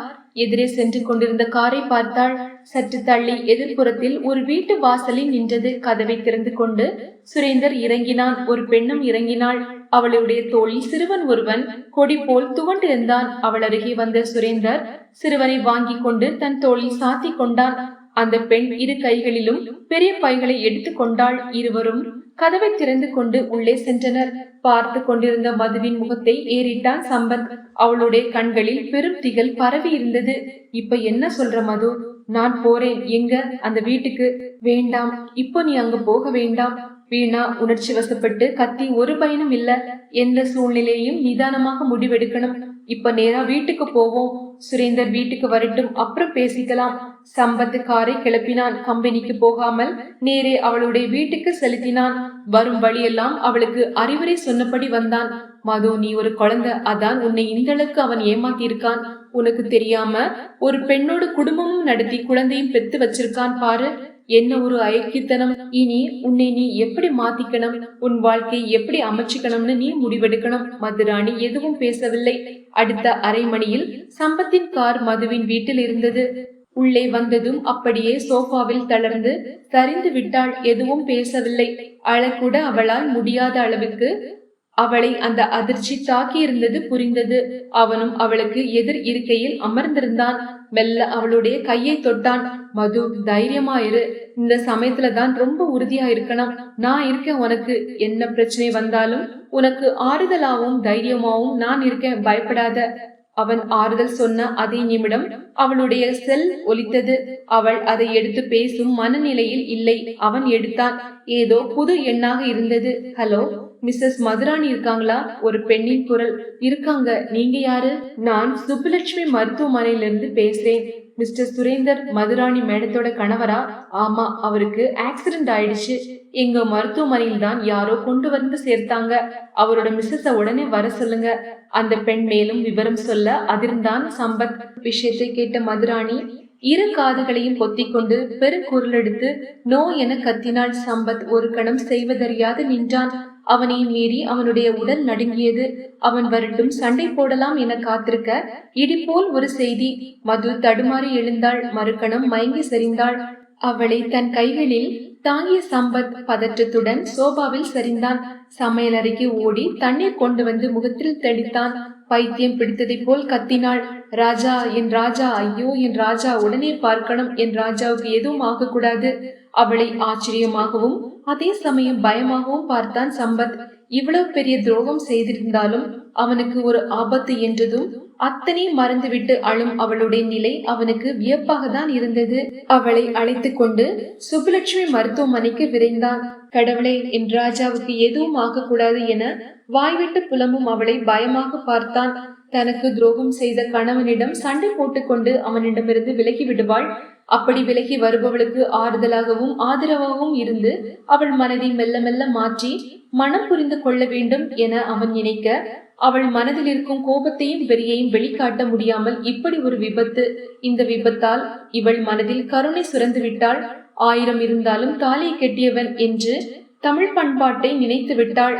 திடுதிடுவென வயிற்றில் ஏதோ பிசைவதை போலிருந்தது. இருவரும் மருத்துவமனைக்கு வந்தபோது மது அவன் இருப்பதையே மறந்து தனியாக உள்ளே ஓடினாள்.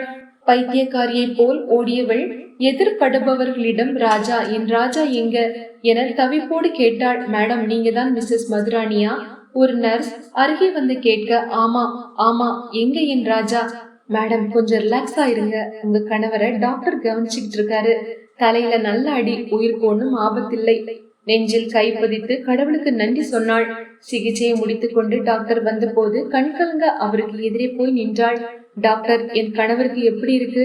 ட்ரீட்மெண்ட் கொடுத்திருக்கேன். தலையில் நல்ல அடி. சரியா 6 மணி நேரம் கழிச்சு அவருக்கு நினைவு திரும்பும். கவலைப்படாதீங்க. டாக்டர், நான் அவரை பார்க்கலாமா? தாராளமா. மதுராணி சுரேந்தர் இருந்த அறைக்கு ஓடினாள். சம்பத்தும் பின் தொடர்ந்தான். உடலெங்கும் பேண்டேஜ் போடப்பட்டு கிடந்தான் சுரேந்தர். தலையில் பெரிய கட்டு. அவனை பார்த்ததுமே விசும்பி அழத் தொடங்கினாள். சம்பத்துக்கு ஏனோ இரக்கமே வரவில்லை. அவனவன் செய்யும் பாவத்திற்கு ஆண்டவன் சரியான தண்டனை தான் தருகிறான் என்று தோன்றியது. இரவு முழுவதும் பச்சை தண்ணீர் கூட குடிக்காமல் அவன் காலடியிலே கிடந்தாள் மதுராணி. அட பைத்தியக்காரா, கணவன் செய்த துரோகம் தெரிந்தவுடன் அவனை உதறிவிட்டு வருவாள் என்று நீ நினைத்தாய். இவள் போன ஜென்மத்தில் கண்ணகியாக பிறந்திருப்பாள் போலிருக்கிறது. அவனுக்கு ஏதாவது ஒன்று ஆனால் இவள் கூடவே விழுந்து செத்து போய்விடுவாள் போலிருக்கிறதே. சம்பவத்துக்கு வெறுப்பாக இருந்தது. அங்கு இருக்கவே பிடிக்கவில்லை. வீட்டிற்கு போனால் தேவலாம் என்று இருந்தது. ஆனால் மதுராணியை இந்த நிலை விட்டு போக மனம் வரவில்லை. மனதை இனம் தெரியாத இறுக்கம் அழுத்த வெளியே வந்தான். மருத்துவமனைக்கு எதிர்ப்புறம் இருந்த டீ கடையில் தேநீர் குடித்தான். செய்தித்தாள் வாசித்தான். மனதில் இருக்கும் அப்பொழுதும் குறையவில்லை. வீட்டிற்கு போய்விட்டு வரலாம் என நினைத்தான். மதுராணியிடம் வந்து வீட்டுக்கு சென்றுவிட்டு வருவதாக கூறிவிட்டு கிளம்பினான். வீட்டுக்கு வந்து அம்மாவிடம் விஷயத்தை கூறினான். 1 மணி நேரம் கழித்து மதுராணிக்கு சாப்பாடு எடுத்து கொண்டு வந்து மீண்டும் மருத்துவமனைக்கு வந்தான். இரவு அவளுக்கு துணையாக மருத்துவமனையிலேயே தங்கினான். இவன் எடுத்து போன உணவை அவள் ஒரு பருக்கை கூட எடுத்து வாயில் வைக்கவில்லை. புழு போல சுருண்டாள். இடையிடையே எழுந்து வந்து, சம்பத், டாக்டர் ராஜாவுக்கு நினைவு திரும்புன்னு சொன்னாரே, இன்னும் திரும்பலையே என புலம்புவாள். சம்பத்துக்கு அவளுடைய அளவுக்கு அதிகமான பாசத்தை கண்டு மனதில் எரிச்சல் வரும். இவனுக்கு ஏன் இந்த விபத்து ஏற்பட வேண்டும்? அதனால் தானே இவளுக்கு அவன் செய்த துரோகம் கூட பெரிதாக இவளுக்கு தெரியவில்லை. விடியற்காலை 5 மணி இருக்கும். பரபரப்புடன் அவனை எழுப்பினாள் மதுராணி. என்ன மது? சம்பத், ராஜாவுக்கு நினைவு வந்தது.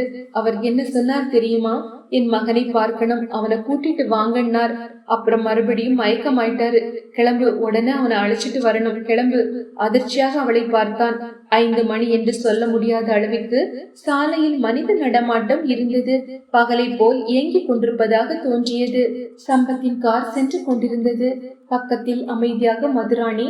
அவளை பார்க்க பார்க்க அவனுக்கு எரிச்சல் தான் வந்தது. கணவனின் மேல் அவள் கொண்டுள்ள கண்மூடித்தனமான பாசம் அவளை சராசரி பெண்ணிற்கும் கீழாக காட்டியது. உடனே சென்று அந்த சிறுவனையும் அந்த பெண்ணையும் அழைத்து கொண்டு வர வேண்டும் என்று துடியாக துடித்தாள். பிறகு செல்லலாம் என்று அவன் சொன்னதை அவள் கொஞ்சம் கூட கேட்கவில்லை.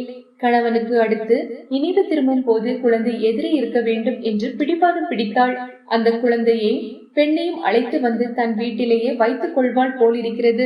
முதுகெலும்பு இல்லாதவள், ரோஷம் இல்லாதவள். சம்பத், கொஞ்சம் வேகமாக போயேன். அவள் பொறுமை இல்லாமல் நகம் கடித்தாள். மதுராணி, உனக்கு கொஞ்சம் கூட தன்மானம் இல்லையா? புருஷனோட காம இச்சைக்கு அவனை கூடையிலே சுமந்துகிட்டு விபச்சாரி வீட்டுக்கு போனாலாமே நளாயினின்னு ஒருத்தி. அவளுக்கும் உனக்கும் ஒரு துளி கூட வித்தியாசம் கிடையாது. நீயும் உன் புருஷனோட ஆசையை நிறைவேற்ற அவனோட வப்பாட்டியும் அவன் பெத்த பிள்ளையும் அழைச்சிட்டு வர ஓடுற. பற்களை கடித்தபடி பேசினான் சம்பத். மதுராணி மார்புக்கு குறுக்கே தன் கைகளை கட்டியபடி சாய்ந்து அமர்ந்து கண்களை மூடிக்கொண்டாள்.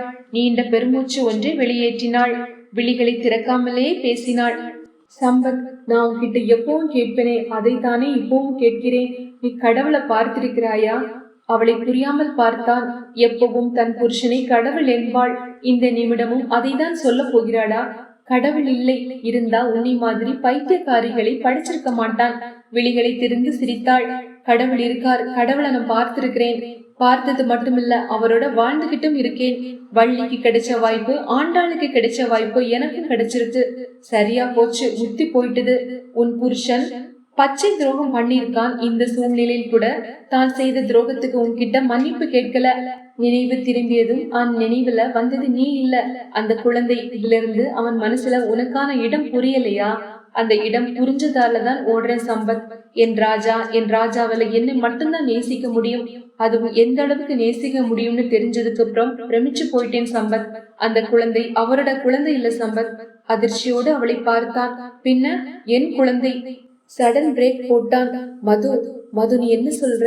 மது தன் முகத்தை 2 கைகளிலும் பொத்தி கொண்டு பெரிதாக கதறினாள். காரை ஒரு ஓரமாக கொண்டு சென்று நிறுத்தினான். குலுங்கி குலுங்கி அழுது கொண்டிருந்த மதுவின் தோளை மெல்ல தொட்டான். அவள் அப்படியே அவன் தோளில் சாய்ந்து கொண்டு விம்ம வெடித்தாள். மதுமா அவனால் பேச முடியவில்லை. அழுகை நெஞ்சை அடைத்தது. மெல்ல அவள் கரங்களை பற்றி அழுத்தினான். அவள் உடைந்து அழுதபடி பேசினாள். அவள் சொல்ல சொல்ல அத்தனையும் கேட்ட சம்பத் உறைந்து போனான். காதல் திருமணத்தால் 2 வீட்டாராலும் ஏற்றுக்கொள்ளப்படாத அந்த நாட்களில் தான் அந்த விபரீதமான நிகழ்ச்சி நடந்தது. அலுவலகத்தில் ஒரு நாள் மாலை 6 மணிக்கு மேல் கம்பெனி எம்டியுடன் அவசரமான ஆடிட்டர் ஃபைல்களை சரிபார்க்கும் பணியை முடித்துக் கொண்டிருந்த போது என்னையும் அறியாமல் மயங்கி மேஜையில் சாய்ந்து விட்டேன். சில மணி நேரம் கழித்து கண் விழித்த போது படுக்கையில் இருந்தேன். நான் கண் விழித்த போது கவலையுடன் இருந்த சுரேந்தர், மது என்னாச்சு உனக்கு? மதியம் ஓட்டல்ல இருந்து வரவழைத்து சாப்பிட்ட உணவு கோளாறு காரணமாக உனக்கு ஃபுட் பாய்சன் ஆயிருக்கும் போல. உன் எம்டி நீ மயங்கி சரிந்ததும் உன்னை ஆஸ்பத்திரிக்கு தன் காரில் கொண்டு போய் அவசர சிகிச்சை ட்ரிப்ஸ் எல்லாம் கொடுத்த பிறகுதான் ஆபத்து நீங்கியதும் உன்னை வீட்டுக்கு காரில் கொண்டு வந்தார். இப்போ நீ கண் விழித்த பிறகுதான் நிம்மதியாக இருக்க என்றார். 2 நாட்களுக்கு ஓய்வுக்கு பிறகு வேலைக்கு செல்ல ஆரம்பித்தேன். அது பிறகு பல மாதங்கள் கழித்துதான் அதிர்ச்சியான அந்த உண்மை எனக்கு புரிந்தது. அலுவலகத்தில் நான் ஃபுட் பாய்சன் ஏற்பட்டதால் மயங்கி சரியவில்லை. என் கம்பெனி எம்டி வரவழைத்து கொடுத்த காப்பியில் மயக்க மருந்து கலந்து விட்டிருக்கிறார்.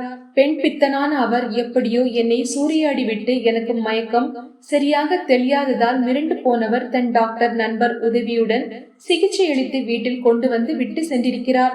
எனக்கு ஏற்பட்ட கர்ப்பம் என் கர்ப்பப்பையின் பலகீனமான நிலையில் கலைக்க முடியாத சூழ்நிலைக்கு ஆளாக்கிவிட்டது. கிட்டத்தட்ட பைத்தியம் பிடித்த நிலைக்கு வந்துவிட்ட என்னை தோளில் சாய வைத்து ஆறுதல் அளித்து என் குற்ற உணர்வை மறக்க செய்ய போராடியவர் சுரேந்தர். மருத்துவமனையில் குழந்தை பிறந்து நான் கண் விழித்த போது அந்த குழந்தை இறந்து பிறந்ததாக அவரே சொல்லி என் மனதில் இருந்த குற்ற உணர்வை அவமானத்தை முழுவதுமாக துடைத்தார். ஆனால் அந்த குழந்தையை அனாதையாக்கிவிட விரும்பாமல் தன் ஒன்றுவிட்ட சகோதரி ஸ்டெல்லாவின் பொறுப்பில் கொடுத்து வளர்த்து வந்திருக்கிறார். ஸ்டெல்லாவை எனக்கு முன்பே தெரியும். ஆனால் அவர் வெளியூரில் இருப்பதாக நினைத்து கொண்டிருந்தேன். நீ ஸ்டெல்லாவையும் குழந்தையும் நேரில் கொண்டு போய் காட்டிய போது கூட சுரேந்தர் மீது எனக்கு சந்தேகம் வரவில்லை, சிரிப்புதான் வந்தது. அந்த குழந்தையை தன் மகனாக வளர்த்திருக்கிறார் என்பது புரிய வந்தது. தேம்பி அழுதவாறு சொன்ன விவரங்களை கேட்டதும் சம்பத்துக்கு பேச வாய் வரவில்லை. எத்தனை உயர்வானவன் சுரேந்தர்! அவனை பற்றி எவ்வளவு கீழ்த்தரமாக நினைத்து விட்டோம். அவனுக்கு என்ன ஆனாலும் அதனால் எனக்கு மதுராணி கிடைப்பாளா என்று மனதில் கேவலமான பெண்ணாசையை வளர்த்து கொண்டேனே. தன் மீதே வெறுப்பாக இருந்தது சம்பத்துக்கு. ஆஸ்பத்திரிக்கு அவசர சிகிச்சை பிரிவில் வெளியில் குழந்தை ராஜா ஸ்டெல்லாவுடன் மதுராணி பதற்றத்துடன் அமர்ந்திருந்தாள். அவளை சம்பத் ஆஸ்வாசப்படுத்திக் கொண்டிருந்தான். மது, என்ன இது, இப்ப என்னாச்சுன்னு அழுற? அவன் கேட்கவும் முகத்தை மூடிக்கொண்டிருந்த தன் கரங்களை எடுத்தாள். சிவந்து கண்ணீர் சொரிந்த அந்த விழிகளை அவனால் காண சகிக்கவில்லை. சம்பத், எனக்கு பயமா இருக்கு சம்பத். என் சுரேந்தர் ஏதாவது ஒண்ணுன்னா என்னால தாங்க முடியாது. அப்புறம் நான் உயிரோடவே இருக்க மாட்டேன். அவளுடைய வார்த்தைகள் நெஞ்சை உலுக்கின. மது, என்ன நீ குழந்தையா? இந்த விஞ்ஞான யுகத்துல மருந்து கூட நம்பிக்கை இல்லாம பேசக்கூடாது. டாக்டர் என்ன சொன்னாரு? சின்ன ஆபரேஷன் தானே சொன்னாரு, பயப்பட வேண்டாம்னு சொன்னாரே. நீ என்ன இப்படி கோழை மாதிரி இருக்க? தைரியமா இருக்க வேண்டிய நேரம். சுரேந்தர் மனசுக்கு அவருக்கு எதுவும் ஆகாது. இனிமேதான் உன் வாழ்க்கையில் உண்மையான வசந்தம் வீச போகுது. உன் குழந்தை உன்கிட்ட வந்தாச்சு. நீ சுரேந்தர் குழந்தை 3 பேரும் எவ்வளவு சந்தோஷமா வாழ போறீங்க தெரியுமா? நீ சுரேந்தர் மேல வச்சிருக்கிற அன்பும் ஒருத்தரை ஒருத்தர் கிட்ட இருந்து பறிக்காது. தைரியமா இரு. அவன் ஆறுதல் சொல்லிக் கொண்டிருந்த அதே நிமிடம் ஒரு நர்ஸ் ஓடி வந்தாள். மேடம், உங்க கணவருக்கு மறுபடி நினைவு திரும்பியிருக்கு, உங்களை கூப்பிடுகிறார். வழிந்து கொண்டிருந்த கண்ணீரை அவசரமாக துடைத்து விட்டு விருட்டென எழுந்தாள் மதுராணி. அதே சமயம் குழந்தை ராஜாவுடன் ஸ்டெல்லா அங்கே வர ராஜாவை கையை பற்றி அழைத்துக் கொண்டு ஓடினாள். ஸ்டெல்லாவும் சம்பத்தும் பின்னால் ஓடினர். இருவரும் சுரேந்தரின் அறைக்குள் நுழைந்ததும் சுரேந்தர் மது மது என்று அழைப்பது கேட்டது. ராஜா என ஓடி அவன் அருகே அமர்ந்து அவன் கன்னத்தை தாங்கி கொண்டவளால் கண்ணீரை கட்டுப்படுத்த முடியவில்லை. ராஜா, இங்க பாருங்க, நம்ம ராஜா வந்துட்டான். ராஜாவை அருகே அணைத்து மடியில் அமர்த்தி அவள் சொல்லவும் பலகீனமான சுரேந்தரின் முகத்தில் பரவச உணர்வுகள் பளிச்சிட்டன. சோர்ந்த விழிகளில் ஒளி வெள்ளத்தின் சேர்க்கை. பெருமையாய் சந்தோஷமாய் அவன் நெஞ்சு கூடு ஏறி இறங்கியது. திக்கி திணறி பேசினான். மது, மது, நீ ராஜாவை ஏத்துப்பியா? அவன் மேல நான் உயிரே வச்சிருக்கேன், வெறுத்துட மாட்டியே? அவன் கேட்க அப்படியே அவன் நெஞ்சில் முகம் கவிழ்த்து விம்ம வெடித்தாள். நீங்க இத்தனை உயர்வா இருக்கும் போது இனியுமா நான் அவனை வெறுத்துடுவேன்? உங்களாலதான் நான் தாய்மை அடையணும்னு நினைச்சேன். இப்போ அந்த தாய்மை உணர்வை உங்களாலதான் அடைஞ்சிருக்கேன். நீங்க என் மேல எவ்வளவு அன்பு வச்சிருந்தா அவனை இந்த அளவுக்கு நேசிச்சிருப்பீங்க. எந்த பழி பாவத்துக்கும் ஆளாகாம என்னை காப்பாத்தி இருக்கீங்களே. நான் எவ்வளவு பெரிய தப்பு பண்ணிட்டேன், என்னை மன்னிச்சிடுங்க. என்னடா இது, குழந்தை மாதிரி உன்கிட்ட இருந்து இப்படிப்பட்ட பதிலை எதிர்பார்த்தேன். இது போதும்டா. குழந்தையை தாய்கிட்ட சேர்த்த நிம்மதி எனக்கும் போதும் என்றவனின் கண்கள் நிறைந்து வழிந்தன. மெல்ல வெளியே திருப்பி சம்பத்தையும் ஸ்டெல்லாவையும் பார்த்தான். சம்பத்தின் விரல்கள் மெல்ல பற்றி கொண்டவன், சம்பத், எனக்கு ஏதாவது ஆயிட்டா என் மதுவுக்கும் குழந்தைக்கும் இப்பவும் போல நல்ல நண்பனா இருந்து வழி காட்டணும். அவ குழந்தை, அவளுக்கு எதுவும் தெரியாது. இந்த தெய்வத்தையா சந்தேகப்பட்டேன்? இதயம் குமுறினான். அப்படியெல்லாம் சொல்லாதீங்க, உங்களுக்கு எதுவும் ஆகாது. நீங்க சீக்கிரமே குணமாயிடுவீங்க. அவன் சொல்லும் போதே சுரேந்தருக்கு கண்கள் சொருகியது. இமைகளை மூடிக்கொண்டான். எல்லோரும் மிரட்சியாக ஒருவரையொருவர் பார்க்க நர்ஸ் அவர்களை வெளியே போகும்படி கூறினாள். அடுத்த சில நிமிடங்களிலேயே ஆபரேஷன் செய்வதற்கான ஏற்பாடுகள் தொடங்கின. சுரேந்தர் ஆபரேஷன் தியேட்டருக்கு கொண்டு செல்லப்பட்டான். வெளியே குழந்தையை நெஞ்சோடு இறுக்கிக் கொண்டு மனதை ஒருமுகப்படுத்தி மானசீகமாய் சுரேந்திரனின் ஆத்மாவோடு பேசிக் கொண்டிருந்தாள் மது. சுரேந்தர், நமக்கு நம் வாழ்க்கை இன்னும் நிறைய இன்பங்கள் சுமக்க காத்திருக்கிறது. நம் குழந்தையோடு கோடி கழித்து கும்மாளமாக கொண்டாட்டமாக நாம் வாழ்வோம். நம் வாழ்க்கை என்றும் அலங்கார தேர்தான். நம் பாதையில் மலர்கள் தாளாட்டும். நீயும் நானும் குட்டி இளவரசனோடு ராஜா ராணியாய் பவனி வருவோம்.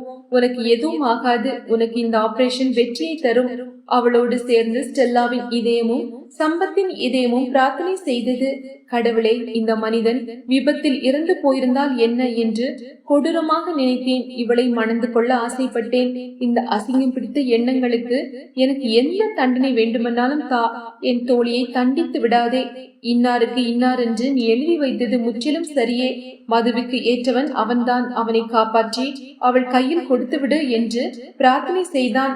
பிரார்த்தனைகள் நேரத்தை உருட்டி தள்ளியபடி தொடர்ந்து கொண்டே இருக்க ஆபரேஷன் தியேட்டர் கதவை திறந்து கொண்டு டாக்டர் வெளிப்பட்டார். டாக்டர் பரபரப்பாக முன்னால் வந்தவர்களிடம் களைப்பை மீறி சிரித்த டாக்டர், எல்லாம் நல்லபடியா நடந்தது. 6 மணி நேரம் கழிச்சு நினைவு திரும்பும். நீங்க அவரை பார்க்கலாம், பேசலாம் என்றார். கண்ணீர் வழிய பேச முடியாமல் மது கைகளை குவித்து வணங்கினாள். ஆதரவாக அவளுடைய தோளை தட்டி விட்டு நகர்ந்தார் டாக்டர். கையில் கல்யாண பத்திரிகையோடு காரில் இருந்து இறங்கினான் சம்பத். கண்ணில் அந்த காட்சி. தோட்டத்தில் கண்களை கட்டிக்கொண்டு மதுராணி எதிரே துளாவி கொண்டிருக்க அவளுடைய கைக்கு அகப்படாமல் ராஜாவும் சுரேந்தரும் ஓடிக்கொண்டிருந்தனர். மது, இந்த சந்தோஷம் உனக்கு நிலைக்கட்டும். இப்படி ஒரு இணையாக துணையாக சத்தியமாக என்னால் இருந்திருக்க முடியாது. இந்த காதல் இளமான்கள் காலங்காலமாக வாழ வேண்டும். மனதார வாழ்த்தினான். மனது தெளிவா இருந்தது. வாழ்த்தும் மனம் வாழும். உங்களுக்கு கதைகள் கேட்க பிடிக்கும் என்றால் இந்த சேனலை சப்ஸ்கிரைப் செய்து வைத்துக் கொள்ளுங்கள்.